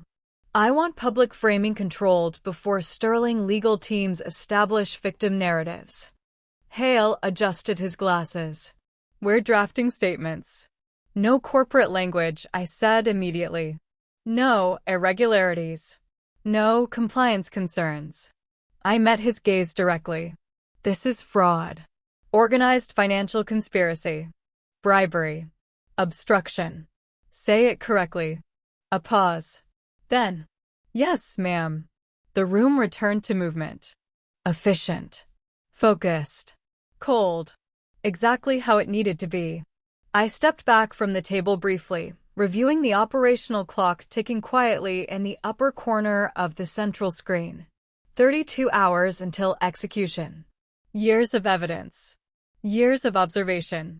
Years of pretending at family dinners that I was still beneath their notice. And now? The entire Sterling structure sat beneath pending federal collapse because no one in my family had ever considered the possibility that the failure daughter had learned how systems actually functioned. There was irony in that. Cruel irony. The secure door opened behind me. Deputy Attorney General Whitmore entered without announcement. The room adjusted instantly. Not nervousness. Hierarchy. He approached the table slowly, reviewing the screens. Scale increased, he observed. Yes. You're certain? That question would have offended another person. Not me. Certainty at this level required interrogation. I handed him the latest evidentiary summary. RICO thresholds confirmed. International laundering exposure confirmed. Fraud architecture confirmed. We have enough for coordinated prosecution and asset dismantling. Whitmore reviewed several pages silently, then looked at me. And your conflict exposure? There it was. Not legal concern. Personal concern. I answered calmly. Contained. That's not what I asked. No, it wasn't. I held his gaze. My judgment remains operationally sound. Whitmore studied me carefully. For a moment, he looked less like Deputy AG and more like someone assessing structural fatigue in a bridge expected to carry impossible weight. Finally, you understand this becomes public history the second we move. Yes. And the Sterling name? I didn't hesitate. Is irrelevant. Not emotionally true, but operationally necessary. Whitmore nodded once. Then, very well. No speech. No grand approval. Just institutional authorization. The most terrifying kind. He turned toward the room. Proceed. And just like that, the destruction of Sterling Holdings became irreversible. At 8:17 a.m., I exited DOJ headquarters into cold Manhattan rain. The city looked normal. That was always the strange part. Entire empires could be hours away from collapse while people still argued over coffee orders and taxi routes. My phone vibrated once. Daniel Blackwood. Of course. I answered immediately. This better be amusing. It depends, Daniel replied. How do you feel about corporate desperation disguised as sophistication? I started walking toward the curb. What happened? Your family invited us to dinner again. I closed my eyes briefly. Why? Oh, Victoria. His voice turned theatrical. Because when rich people smell blood in the water, they attempt mergers. That tracked. What exactly did Marcus propose? Daniel lowered his voice conspiratorially. I believe the phrase was historic alignment between legacy institutions. I nearly laughed. Nearly. They're accelerating. Yes, Daniel said quietly now.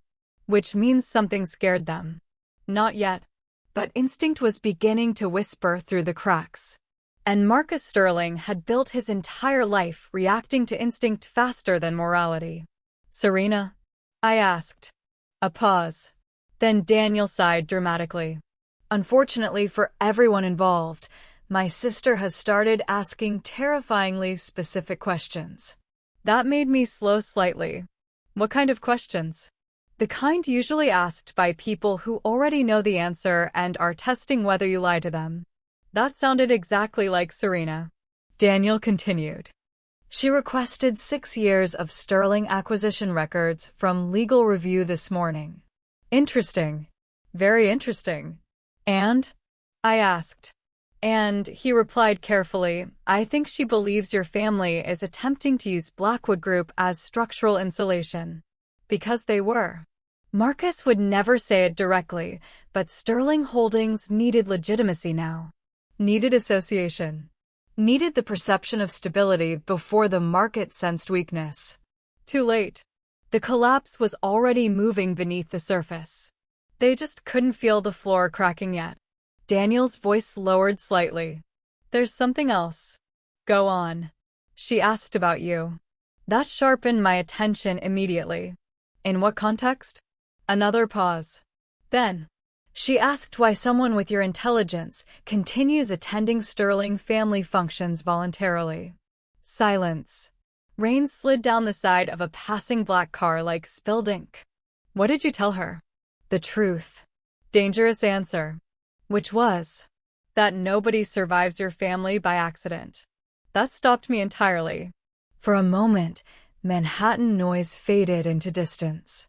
Then Daniel added lightly, "Also, I told her you have the emotional energy of a locked filing cabinet." I exhaled.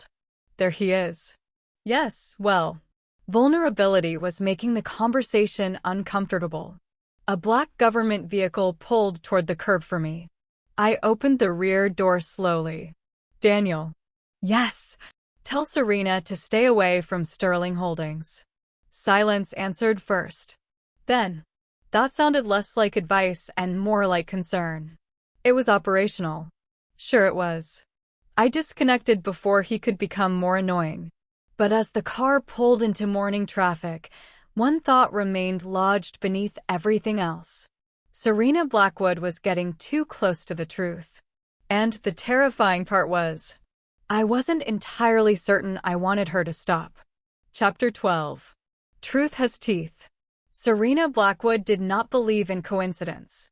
Coincidence was a word people used when they lacked either intelligence or access. And Serena possessed both in dangerous quantities. Which was why, at 11:46 p.m. on a Thursday night, she sat alone in the executive legal conference room of Blackwood Group staring at 6 years of Sterling acquisition records spread across a 40-foot digital projection wall. Not because the proposed alignment with Sterling Holdings interested her. Because it disturbed her. There was a difference. The numbers were wrong. Not visibly wrong. Not amateur wrong. Structurally wrong. Too clean in certain quarters. Too insulated in others. Losses redistributed with surgical precision. Liability transferred through shell subsidiaries that technically complied with disclosure thresholds while quietly violating the spirit of regulatory architecture.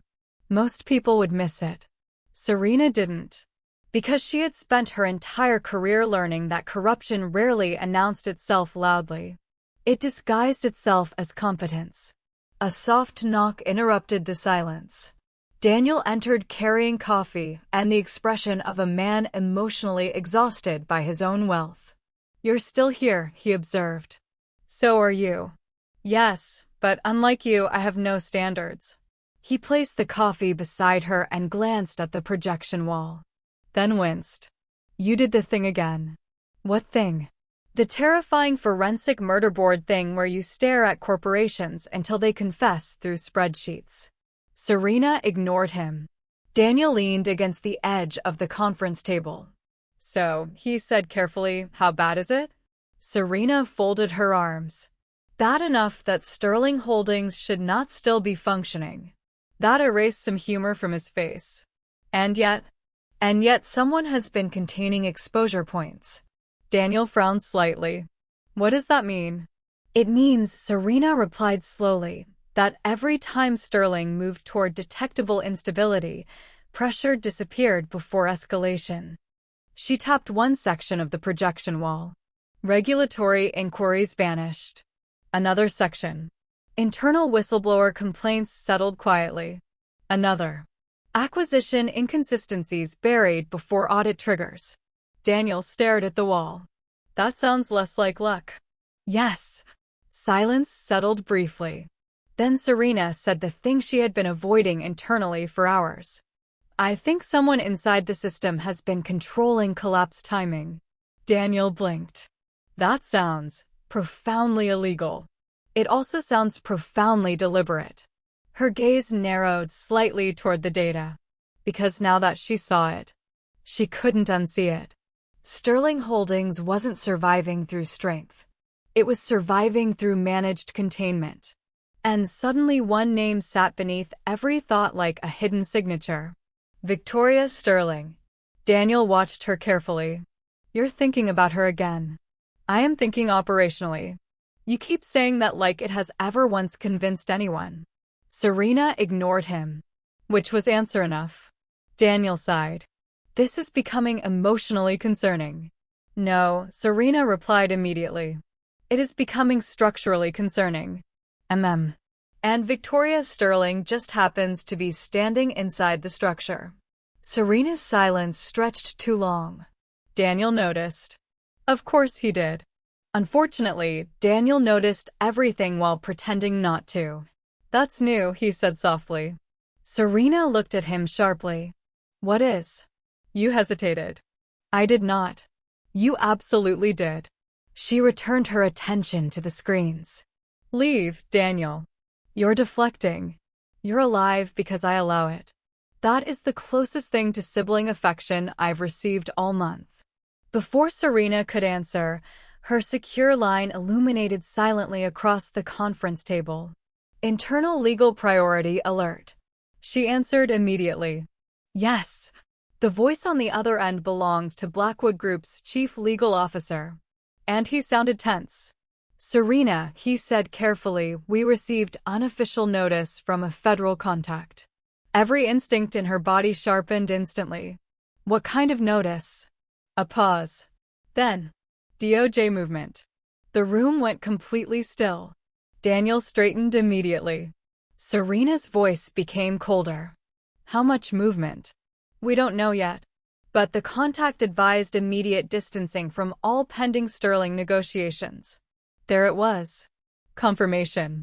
Not suspicion anymore. Not instinct. Federal movement. Serena's mind accelerated instantly through implications. DOJ involvement at this scale meant sealed warrants, financial seizure preparation, coordinated prosecutorial action, and suddenly every delayed acquisition, every strangely contained scandal, every missing escalation pathway, rearranged itself into terrifying clarity. Someone had been preparing Sterling Holdings for dismantling from the inside. And Victoria Sterling had appeared beside every pressure point. Daniel saw it happen in Serena's expression. The realization. Slow. Precise. Dangerous. Oh, he said quietly. Serena stood abruptly. Where are you going? He asked. She was already reaching for her coat. To ask a question. Victoria Sterling's office occupied the upper secured floors of the Department of Justice building like an intentional threat. Minimalist. Controlled. Sharp-edged. No personal photographs. No unnecessary decoration. Everything inside the space suggested a woman who trusted systems more than sentiment. Serena entered at exactly 1:14 a.m. Victoria looked up once from her desk. No surprise crossed her face, which immediately irritated Serena. You knew I was coming. Victoria closed the file in front of her carefully. I suspected. That's not the same thing. No, Victoria agreed calmly. It usually means I prepared first. There it was. That infuriating composure. Serena remained standing. I received a federal warning tonight. Victoria's expression did not change. Interesting. That was fast. That answer told Serena everything. Not emotionally. Operationally. You knew. Yes. And Blackwood Group? Protected. The word landed with surgical precision. Serena stared at her. You insulated us. Victoria leaned back slightly. I insulated jurisdiction. Lie. Not fully. But enough. Serena stepped closer. You delayed federal escalation until Blackwood legally exited exposure range. Silence. Victoria did not answer immediately, which, for someone this controlled, was practically confession. Serena continued. That was not coincidence. No. Finally. Truth. The room sharpened around them. You've been orchestrating this, Serena said quietly. Victoria's eyes held her steadily. I've been building a prosecutable structure. That is not a denial. It was not intended to be. The honesty of that hit harder than defensiveness would have. Serena studied her carefully now. Really studied her. And suddenly Victoria Sterling became terrifying in an entirely new way. Not because she was dangerous. Because she was disciplined enough to become dangerous slowly. How long? Serena asked. Years. The answer came cleanly. No pride attached. Just fact. Serena inhaled once. You built a federal conspiracy case against your own family. Victoria's gaze did not waver. No, she corrected softly. I documented theirs. The distinction landed like impact. Because only someone carrying impossible restraint could say it that calmly. Serena looked around the office again. The emptiness suddenly felt different now. Not cold. Fortified. How many people know the full scope? Serena asked. Very few. And you've been carrying this alone. Victoria looked away briefly toward the darkened city outside. Not avoidance. Calculation. Then. Yes. That single word changed something in the room. Because Serena finally understood the scale of isolation required to do what Victoria had done. Years of proximity. Years of deception. Years of evidence collection while sitting across family dinners pretending not to see the blood beneath the silverware. It was not bravery. Bravery implied emotion. This was endurance weaponized into law. Serena's voice lowered slightly. Why? Victoria looked back at her. Because they would not stop. No dramatics. No revenge narrative. Just inevitability. Serena moved closer again before realizing she had done it. That level of exposure destroys everyone near it. I know. And yet you stayed inside it. I needed admissibility. Jesus Christ. There it was again. That terrifying precision. Not. I stayed because they were family. Not. I stayed because I hoped they would change. No. Victoria stayed because evidence had to survive prosecution standards. Serena stared at her. And for the first time in years, genuinely did not know what to say immediately. That unsettled her. Victoria noticed. Of course she did. You should leave before this becomes professionally inconvenient, Victoria said quietly. Serena ignored the statement entirely. Who protects you? The question escaped before she fully intended it to. Silence followed instantly. Not awkward. Devastating. Because Victoria did not answer. And Serena realized why almost immediately. No one did. No one had. Not once. The realization hit with unexpected force. Victoria finally looked down briefly, then back up again. But something in her composure had shifted by half a degree. Enough to expose exhaustion beneath the steel. My role is not protection, she said carefully. Serena's eyes narrowed. That was not my question. Another silence. Longer now. Dangerously human. And for the first time since Serena Blackwood entered the office, Victoria Sterling looked like a woman carrying weight instead of merely controlling it. The air between them changed. Not romance. Something worse. Recognition. Then Victoria spoke softly. You should distance Blackwood immediately after the warrants execute. Serena held her gaze. You say that like you already know I won't. That stopped the room cold. Victoria's expression shifted almost imperceptibly.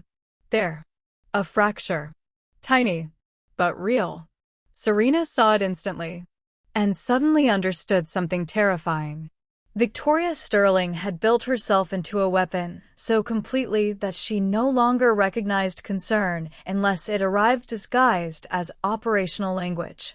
Which meant if anyone wanted to reach her, they would have to survive the structure first. Chapter 13. The Fall of Sterling. At 4:30 a.m., the destruction of Sterling Holdings began quietly. No sirens. No dramatic breach teams storming marble lobbies for television cameras. Real federal operations did not begin with spectacle. They began with synchronization. Inside the Strategic Litigation Coordination Room beneath the Department of Justice, wall screens illuminated simultaneously across multiple states. New York, Chicago, Miami, Dallas, London. Every Sterling subsidiary currently operating under sealed federal scrutiny pulsed red across the digital grid. FBI, DOJ, SEC, Financial Crimes Enforcement, Cyber Division. Every agency already in motion.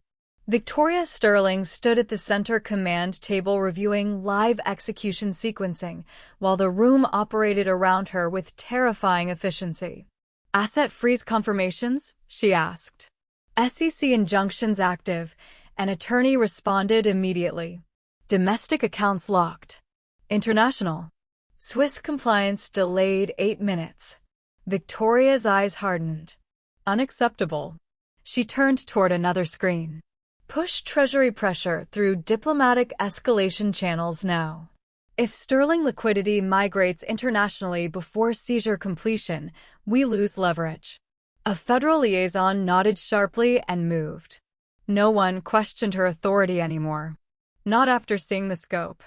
Not after understanding that Victoria Sterling had spent years building a prosecutable extinction event against one of the country's most protected corporate families. Deputy Director Ross approached from the far side of the room. Cyber Division confirms internal Sterling communications are fragmenting. Victoria barely looked up. Meaning, executives are panicking. Good. Panic accelerated mistakes. And mistakes created admissible evidence.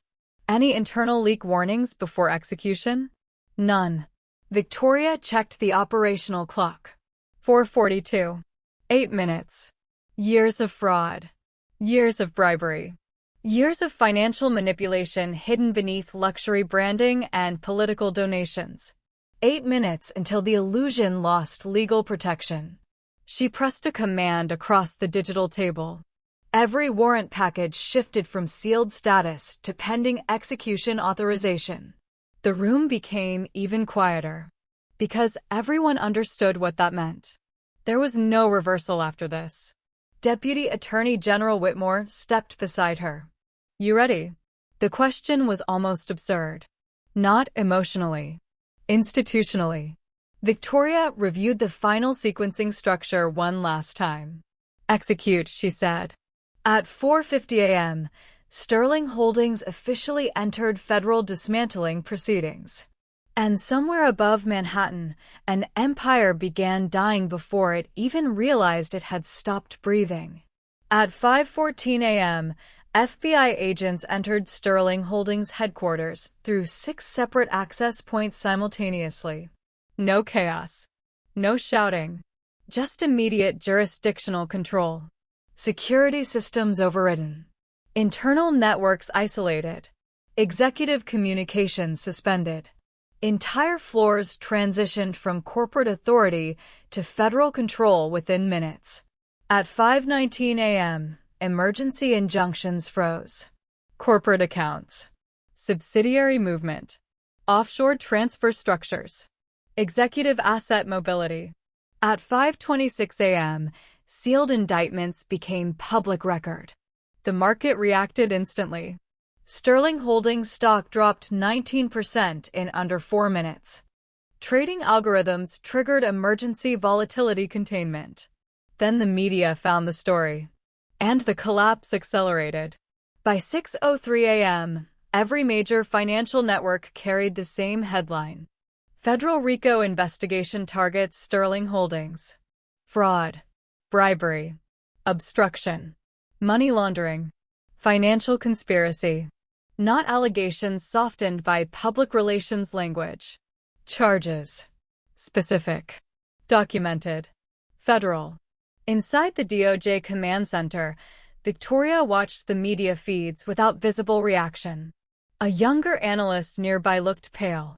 Jesus, he muttered quietly as another stock collapse alert flashed across the screen. Victoria continued reading evidentiary updates. Focus, she said calmly. The analyst straightened immediately. Right.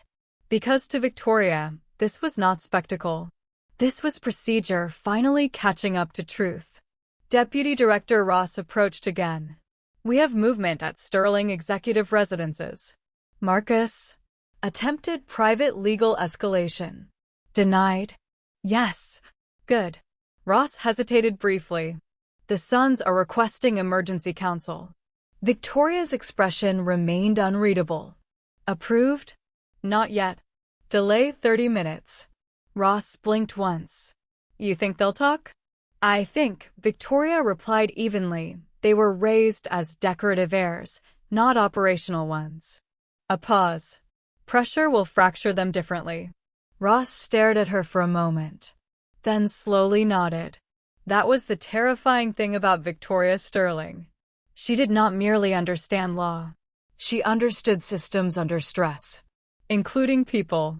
Marcus Sterling arrived at headquarters at 6:21 a.m. And for the first time in his life, the building did not belong to him. Federal agents occupied the lobby.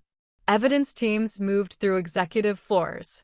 Digital seizure units stripped entire server structures in real time. Marcus stopped dead in the center of the marble entrance. What the hell is this? No one rushed to answer him. That was new. Patricia arrived moments later in cream silk and controlled denial. Because of course she did. Even catastrophe had a dress code in her world. This is procedural intimidation, she said sharply. Our attorneys will resolve this immediately. An FBI agent handed her a federal seizure authorization packet without emotion. Patricia glanced through it once. And for the first time, something beneath her social perfection cracked visibly. These charges are absurd. The agent did not respond. Because federal indictments do not argue. They proceed. Denzel entered 10 minutes later, already sweating through panic. What's happening? He demanded. Why are accounts frozen? No one answered quickly enough. Derek followed behind him slower, more dangerous in his silence. He took one look at the federal seizure teams and understood something the others hadn't yet. This wasn't survivable. He looked at Marcus. You told us everything was contained. Marcus ignored him entirely. Huge mistake. Because that sentence changed the room. Contained. Meaning. Marcus knew. Denzel stared between them. Wait, he said slowly. You knew about this? Marcus finally snapped. Shut up. Denzel recoiled slightly. Not because of the volume. Because fear had entered Marcus's voice. Real fear. The kind money cannot negotiate with. At 7:42 a.m., Victoria entered Sterling Holdings headquarters under full federal authorization. The lobby fell silent almost immediately. Agents recognized her. Executives recognized her. And slowly. So did her family. Patricia looked confused first. Then offended. Victoria, she said sharply, heels clicking across marble. What are you doing here? Victoria removed her gloves calmly. Working. Patricia frowned. What does that mean? But before Victoria could answer, Marcus turned. And everything stopped. Because suddenly he saw it. Not emotionally. Structurally. The timing. The access. The federal deference. The years of distance. The intelligence he had dismissed because it came from a daughter he never considered strategically dangerous. His face changed slowly, like a man watching a building collapse inward while realizing he designed the fault line himself. "No," he said quietly. Victoria held his gaze. Marcus stepped closer. "No." Patricia looked between them. "Marcus." But he wasn't listening anymore. His eyes locked fully onto Victoria now. "You." One word. Recognition wrapped in horror. Denzel frowned. "What's happening?" Marcus's voice became deadly quiet. "She did this." Silence detonated through the lobby. Derek looked at Victoria. Really looked at her. And suddenly understanding hit him with devastating force. "Oh my God." Patricia laughed once. Sharp. Disbelieving. "That's ridiculous." Victoria said nothing, which confirmed everything. Marcus stepped toward her violently enough that two agents immediately moved. Victoria lifted one hand slightly. "Stand down." The agents stopped instantly. Marcus saw that too. Saw federal personnel obey her without hesitation. And that realization nearly broke him. "You built this case," he said. "Not accusation anymore. Fact." Victoria's expression never shifted. "I built prosecutable structure." Denzel stared at her like he'd never seen her before. "What does that even mean?" Victoria finally looked at him. "It means the company committed federal crimes." "No," Denzel snapped immediately. "Dad handled legal." There it was. The truth of them. They genuinely didn't know. Decorative heirs. Exactly as she predicted. Marcus pointed at her with shaking rage. "You built a federal conspiracy case against your own blood." Victoria met his fury without moving an inch. "No," she said calmly. "I documented yours." The words hit harder than shouting could have. Because they were precise. Marcus exploded. "You ungrateful little bitch." The lobby froze. Patricia inhaled sharply. But Victoria remained perfectly still. Marcus stepped closer again, fury stripping years of corporate polish from his face. "Everything you have came from this family." Victoria's gaze sharpened slightly. "No," she replied quietly. "Everything I survived did." That landed like impact. Even Derek looked shaken. Marcus's voice rose now, losing structure entirely. "You destroyed us." Victoria's answer came colder than rage. "You were collapsing long before I entered the equation." Another step closer. "You just never noticed the foundation cracking." Marcus looked at her like he genuinely did not recognize what stood in front of him anymore. And maybe he didn't. Because the failure daughter no longer existed. In her place stood Assistant Attorney General Victoria Sterling. And for the first time in his life, Marcus Sterling understood he had spent decades underestimating the most dangerous person in his own family. Chapter 14. What Remains. 3 weeks after the Sterling indictments, Victoria Sterling stopped waking up at 3:17 a.m. That should have felt like victory. Instead, it felt like missing an emergency alarm only she could hear. The human nervous system was not designed to exit sustained operational pressure cleanly. It adapted, rewired itself around vigilance until vigilance became identity. And Victoria had spent years existing inside pressure so consistently that silence now felt structurally suspicious. Which was why, at 11:42 p.m., she sat alone in her dark apartment reviewing closed DOJ files that no longer required her attention. The Sterling prosecution had transitioned into trial sequencing. Federal asset recovery was stabilizing.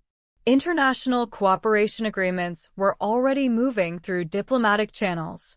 The machine no longer needed constant force from her hands. Objectively, that should have brought relief. Instead, it brought stillness. And stillness was dangerous. Her secure phone vibrated once across the kitchen counter. Serena Blackwood.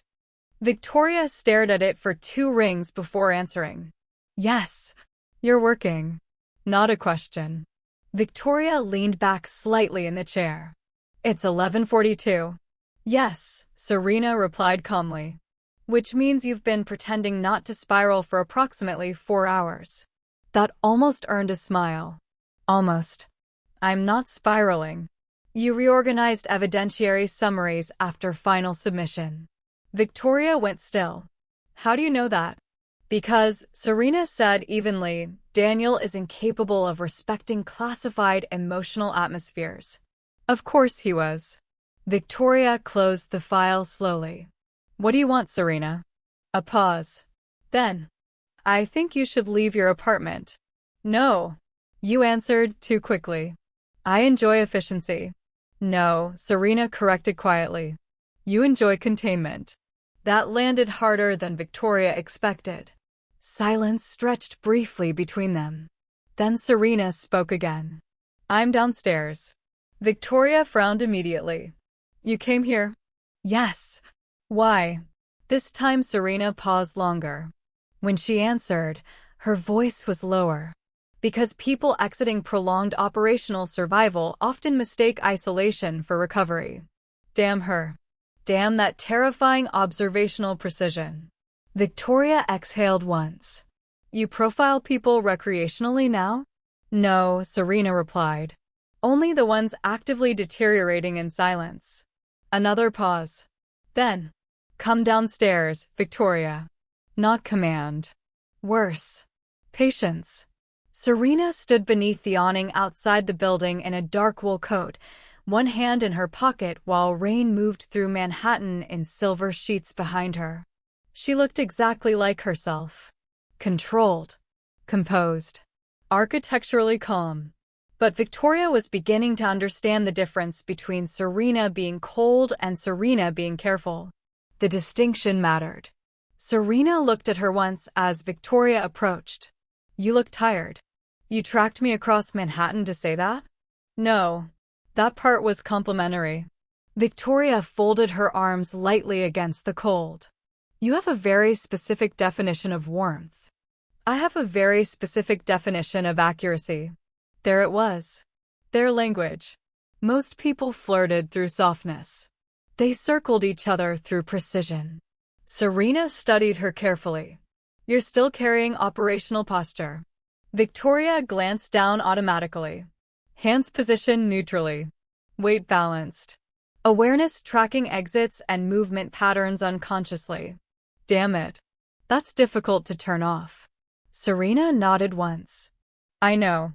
And somehow those two words carried more intimacy than reassurance would have. Because Serena wasn't sympathizing. She was recognizing. They started walking without deciding to. Rain tapped softly against black umbrellas and taxi roofs around them. Manhattan continued moving with its usual indifference to human revelation. Finally, Serena spoke. You no longer know where to place your vigilance. Victoria looked ahead. That obvious? To me? Yes. A faint silence settled. Then Victoria admitted something she hadn't said aloud yet. I keep expecting another breach point. Serena's gaze shifted toward her. Meaning? Another leak. Another threat. Another structure requiring containment. She hated how honest that sounded. Serena absorbed the statement quietly. Then, and if there isn't one? Victoria did not answer immediately. Because there it was. The terrifying question beneath everything else. Who is she when she wasn't surviving something? The city lights reflected across wet pavement like fractured circuitry. Victoria exhaled slowly. I don't know how to exist without pressure. Serena's expression shifted almost imperceptibly. Not pity. Understanding sharpened by experience. That isn't true, Serena said calmly. Victoria glanced at her. Serena continued walking. You know exactly how to exist without pressure. A beat. You simply don't trust it. That stopped something internally. Because it was correct. Painfully correct. Victoria looked away briefly. For years, every mistake had consequences. Yes. Every emotional compromise created exposure. Yes. And now suddenly everyone expects me to become, what? Healthy. The word sounded vaguely offensive. Serena's mouth almost curved. God, no. That startled an actual laugh out of Victoria before she could stop it. Small. Brief. Real. Serena looked at her then. Really looked. And the expression on her face changed slightly at the sound.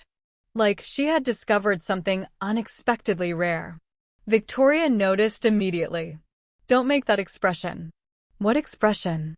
The one where you look emotionally affected by things. That narrows it down very little. Dangerous woman. They reached a quieter stretch of street where the noise softened enough for silence to become noticeable. Not awkward silence. Aware silence. Then Serena spoke carefully. You know what concerns me most? Victoria looked at her. You built yourself into someone capable of surviving institutional collapse, Serena said quietly. But nowhere in that process did you learn how to stop surviving. That landed deep. Too deep. Victoria looked away toward the rain. Stopping wasn't an option. No, Serena agreed softly. Now it is. And there it was. The thing Victoria had been avoiding since Sterling fell. Choice. Not obligation. Not survival. Not strategic necessity. Choice. Which was infinitely more frightening. Serena stepped closer then. Not abruptly. Deliberately. Close enough that Victoria could see the restraint inside her too. Because Serena Blackwood was no easier at this than she was. That mattered. This wasn't one woman steadying another. This was two highly controlled people standing at the edge of disarmament without any idea how to do it safely. Serena's voice lowered. You know what I realized during the investigation? Victoria held her gaze. What? You never once asked anyone to save you. The rain softened around them. Or maybe the world simply narrowed. Victoria answered honestly. I didn't think anyone could. Serena inhaled slowly at that. And for the first time since Victoria had known her, Serena looked genuinely unguarded. Not emotionally exposed, but close enough to feel dangerous. You make everything sound survivable, Serena said quietly. It usually is. That isn't what I mean. Silence. Heavy now. Alive.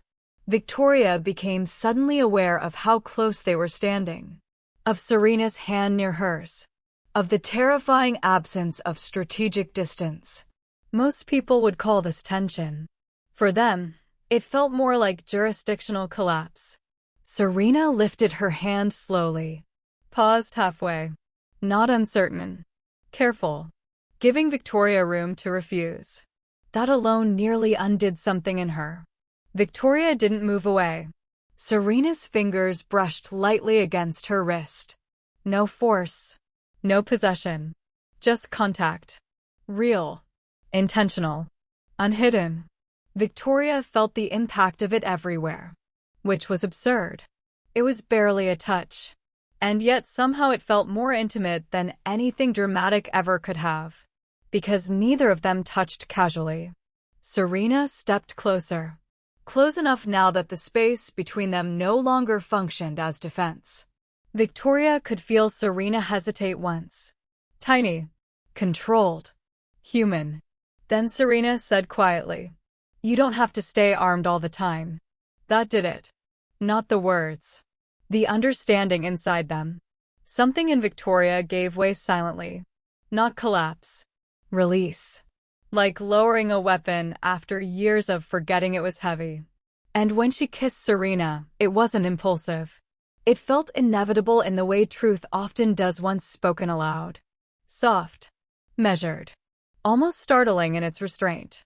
No cinematic urgency. No dramatic collision. Just two women accustomed to control realizing, simultaneously, that neither one wanted to retreat. Serena's hand shifted lightly against her wrist. Victoria's breath caught quietly between them. And for one suspended moment, neither woman looked powerful. Only honest. When they finally separated, they remained close enough that distance still felt optional. Serena rested her forehead briefly against Victoria's. A dangerous amount of tenderness for two people like them. Victoria closed her eyes once, exhaled slowly, and realized with sudden terrifying clarity. This was the first moment in years she had not been bracing for impact. Chapter 15. Legacy. The trial of Marcus Sterling lasted 11 weeks. The media called it the Sterling collapse, the financial trial of the decade, the crown vulture event on Wall Street. None of them were accurate, because what unfolded inside Federal Courtroom 7 was not spectacle. It was excavation. Every hidden transfer, every bribed official, every falsified compliance structure. Layer by layer, the Sterling Empire stopped being mythology and became documentation. And documentation was harder to survive, especially when the person presenting it understood the architecture intimately. Victoria Sterling did not attend every day of proceedings. She didn't need to. The prosecution teams were already operationally airtight by the time public trial began. But on the morning she testified, the courthouse atmosphere changed perceptibly. Not emotionally. Institutionally. Reporters crowded the courthouse steps before sunrise. Financial analysts filled overflow rooms. Former Sterling executives suddenly discovered urgent scheduling conflicts. Because everyone understood one thing. If Assistant Attorney General Victoria Sterling testified publicly against her own family, then the government's case was no longer vulnerable. It was final. Victoria entered through the secured federal access corridor at 7:14 a.m. in a charcoal suit sharp enough to qualify as intent. No hesitation. No visible emotion. Just terrifying composure. Federal marshal units moved automatically around her. Professional respect. Operational distance. She had become something strange in legal circles now. Part prosecutor. Part whistleblower. Part institutional ghost story. Inside the courtroom, Marcus Sterling looked older than he had 3 months ago. Not physically. Structurally. Like authority itself had abandoned him cell by cell. Patricia remained immaculate beside him. Even now. Even here. As though appearance might still negotiate with reality. Denzel sat rigid with visible resentment. Derek looked exhausted in a way that felt irreversible. Victoria observed all of them exactly once before taking the stand. No emotional spiral. No hesitation. Because she had already mourned this family years ago. The courtroom settled into silence as she was sworn in. Then the prosecution began. Please state your name and position for the record. Victoria Elaine Sterling. Assistant Attorney General, Criminal Division, United States Department of Justice. No tremor. No performance. Across the room, Marcus closed his eyes briefly. The prosecutor approached carefully. Miss Sterling, how long were you aware of fraudulent activities occurring within Sterling Holdings? Victoria folded her hands calmly. Approximately 7 years. A ripple moved through the courtroom instantly. Not because of emotion. Because of scale. The prosecutor continued. And during those 7 years, what actions did you take? Victoria answered with devastating clarity. I initiated independent evidentiary preservation protocols while coordinating admissible exposure structures through authorized federal channels. Several reporters stopped typing briefly. Because that sentence translated into something horrifyingly simple. She had built the case herself. The prosecutor paced slowly. To your knowledge, was the fraud isolated? No. Please explain. And Victoria did. Not dramatically. Worse. Precisely. She walked the courtroom through. Shell subsidiaries. Laundering pathways. Manipulated acquisition structures. Bribed compliance officials. Fraudulent reporting concealment. Not once raising her voice. Not once looking toward Marcus. Because truth delivered calmly becomes almost impossible to challenge emotionally. And Marcus knew it. That was the cruel genius of Victoria's testimony. She did not sound angry. She sounded accurate. The prosecutor paused near the jury. Miss Sterling, he said carefully, Why did you remain inside the organization while aware of criminal activity? Silence settled briefly across the room. This was the question everyone wanted answered. Victoria's expression remained composed. Because premature exposure would have compromised prosecutorial survivability. The courtroom blinked collectively. She continued calmly. Sterling Holdings possessed enough political and financial insulation to destabilize fragmented accusations individually.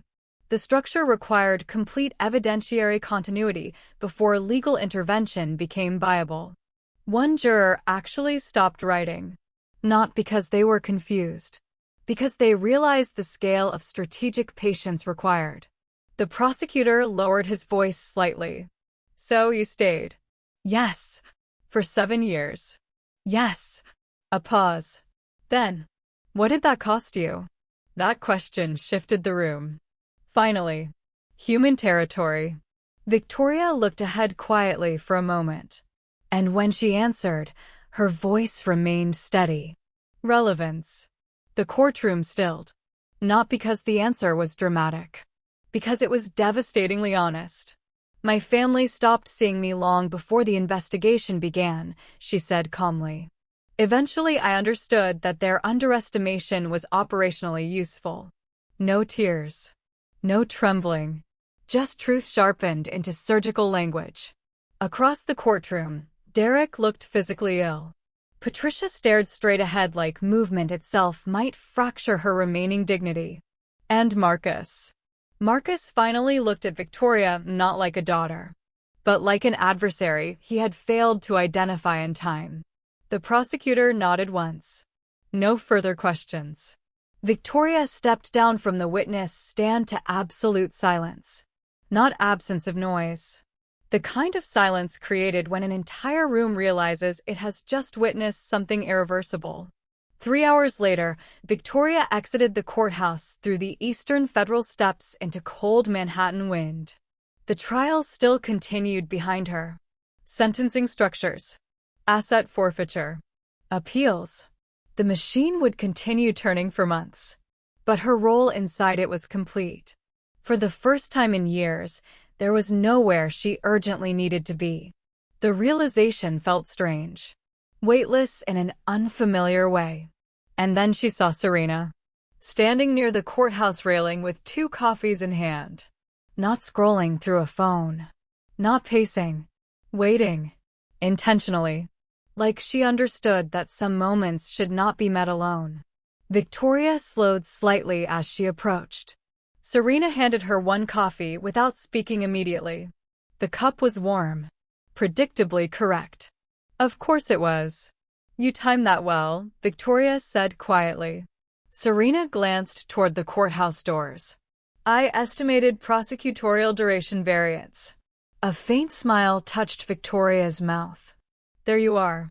Yes, Serena replied calmly. I thought familiarity might stabilize you. That landed deeper than it should have. They stood side by side for a moment while the city moved around them. Traffic. Wind. Camera crews in the distance. None of it felt immediate anymore. Finally, Serena looked at her. How do you feel? Victoria considered lying. Didn't. Quiet. Serena nodded once. Not empty. No, Victoria admitted softly. A pause. Just finished. That distinction mattered.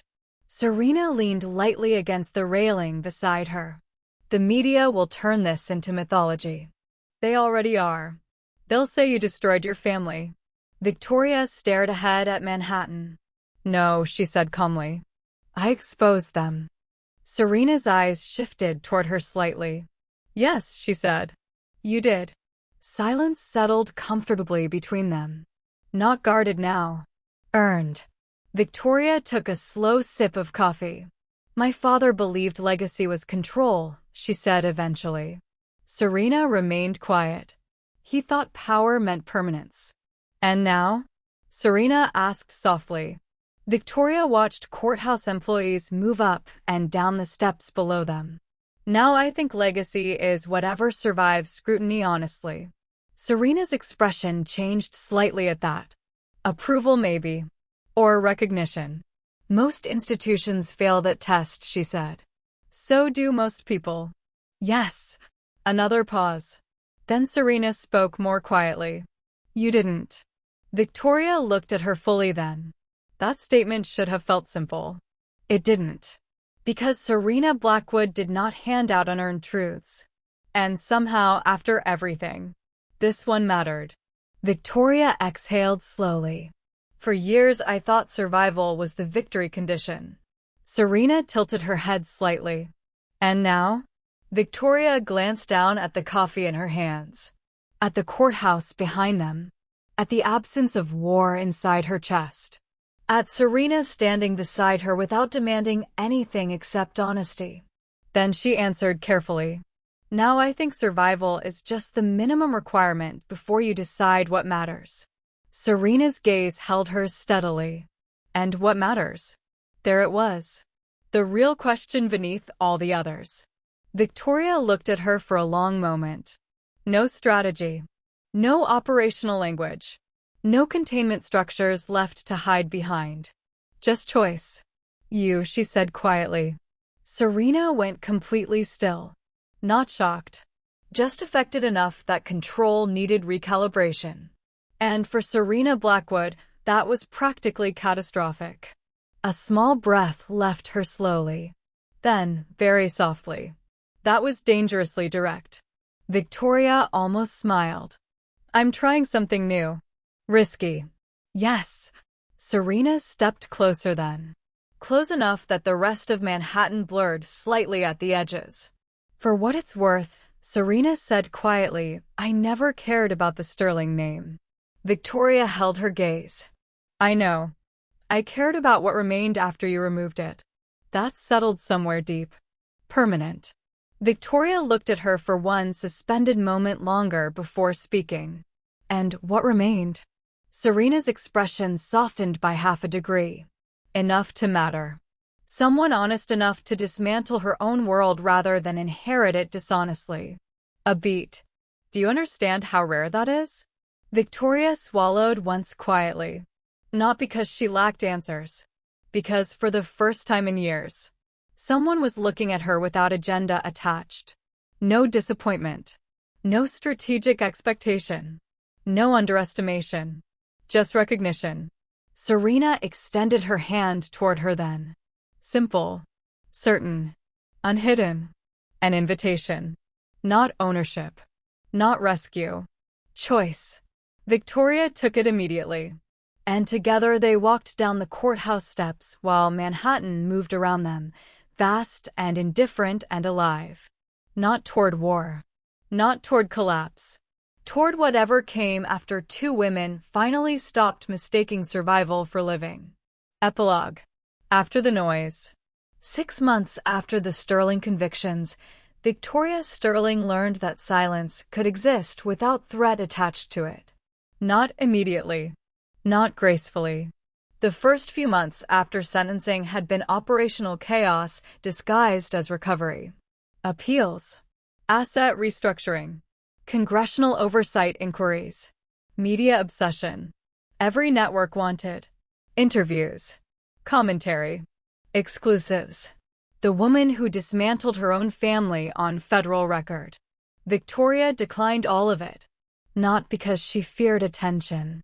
Because she was tired of becoming narrative before she had fully become person again. The world interpreted silence incorrectly.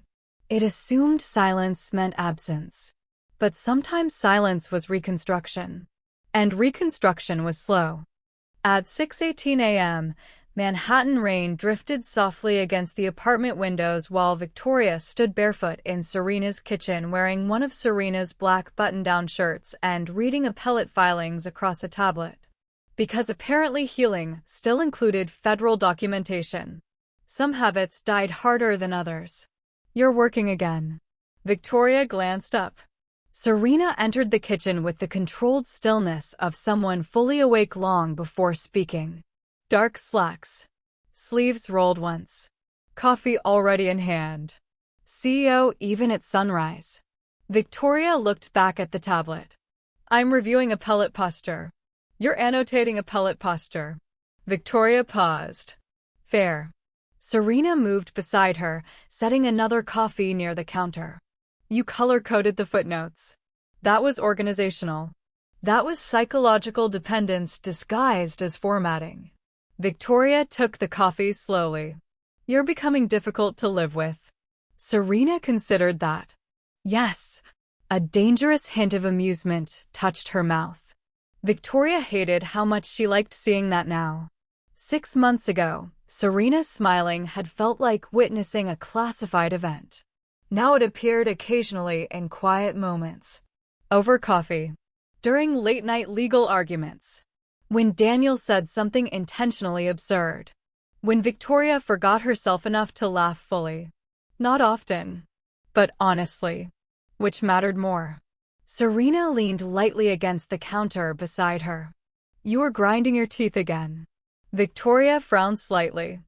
I was concentrating. No, Serena replied calmly. You were preparing for conflict that did not exist. Still terrifyingly observant. Victoria set the tablet down. I'm working on it. I know. And there it was again. The thing neither of them had expected to become so important. Patience. Not dramatic love declarations. Not emotional dependency. Just sustained presence without demand attached. For women like them, that bordered on miraculous. The penthouse remained aggressively Serena in design. Clean architecture. Dark wood. Floor-to-ceiling glass. Minimal clutter. But Victoria existed inside it now in small, undeniable ways. Case files stacked beside novels. One abandoned mug near the balcony. A blazer hanging over the dining chair. Evidence of occupation. Of staying. The first time Serena noticed Victoria leaving things behind unconsciously, it affected her so deeply she had hidden in a board meeting for 20 minutes, afterward pretending quarterly projections required emotional recovery. Daniel still mocked her for it relentlessly. At 9:42 p.m. that evening, Victoria stood barefoot on the balcony overlooking Manhattan while Serena finished a late investor call inside. The city glittered below like circuitry refusing sleep. Once upon a time, Victoria would have monitored exits automatically in spaces like this. Would have tracked vulnerabilities. Calculated exposure. Prepared contingencies. Now she simply stood still. Not perfectly healed. Not magically transformed. But quieter internally. The balcony door slid open softly behind her. Serena joined her carrying 2 glasses of wine. Victoria accepted one. Investor panic? She asked. Temporary capitalism, Serena replied dryly. Tragic condition. Apparently terminal. Victoria smiled faintly into the glass. The wind moved softly around them. For a while neither spoke. And that silence no longer felt like strategy. It felt inhabited. Serena rested one arm against the balcony railing. You stopped scanning the street. Victoria looked over. What? You used to monitor movement patterns constantly out here. Victoria blinked once. She hadn't even realized. Serena watched her carefully. That surprised you. A little. Something warm settled quietly between them then. Not triumph. Something gentler. Progress, maybe. Victoria looked back over the city lights. For years I thought hypervigilance was intelligence. Serena's voice remained soft. It was survival. Yes. A pause. But survival eventually becomes expensive. Serena nodded once.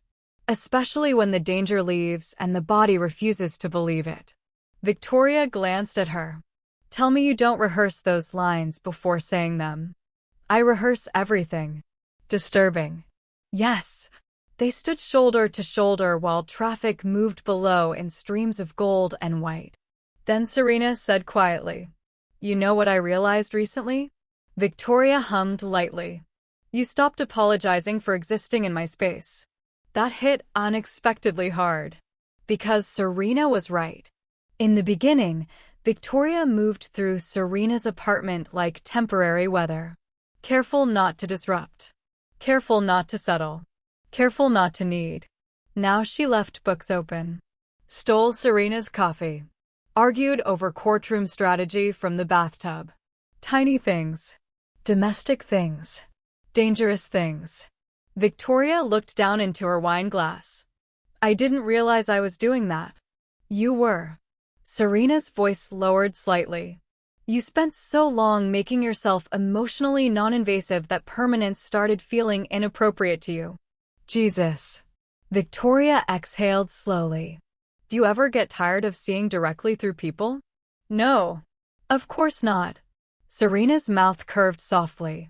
Then she stepped closer. Close enough that Victoria instinctively leaned into her warmth before realizing she'd done it. That still startled her sometimes. Not the attraction. The trust. Serena touched her wrist lightly. Same place as the first night. Intentional. Remembered. You know, Serena said quietly, most people spend their lives inheriting systems. Victoria held her gaze. And? You dismantled one. The city wind softened around them. Victoria's voice dropped lower. It needed dismantling. I know. Serena's thumb moved once against her wrist. But that isn't the remarkable part. Victoria studied her carefully. What is? Serena's eyes held hers steadily. You survived becoming honest. That settled deep. Deeper than praise. Deeper than admiration. Because Serena understood the cost attached to that honesty. Victoria looked at her for a long moment before speaking quietly. You stayed. The words carried more weight than they should have. Serena understood anyway. Yes, she said simply. Not dramatic. Not performative. Just true. Victoria felt something shift softly inside her then. Not fireworks. Not cinematic revelation. Something steadier. Like finally setting down weight so gradually you only notice the relief afterward. She kissed Serena slowly. No urgency. No fear. No hesitation left now. Just familiarity earned carefully over time. And when Serena kissed her back, one hand settling lightly at her waist, Victoria realized something almost unbearable in its simplicity. For the first time in her life, love did not feel like surrender. It felt like being met without needing armor first. Below them, Manhattan continued roaring endlessly into the night. But up here, after all the war, after all the exposure, after all the years spent surviving systems built to consume people whole, there was finally quiet. And this time, it stayed.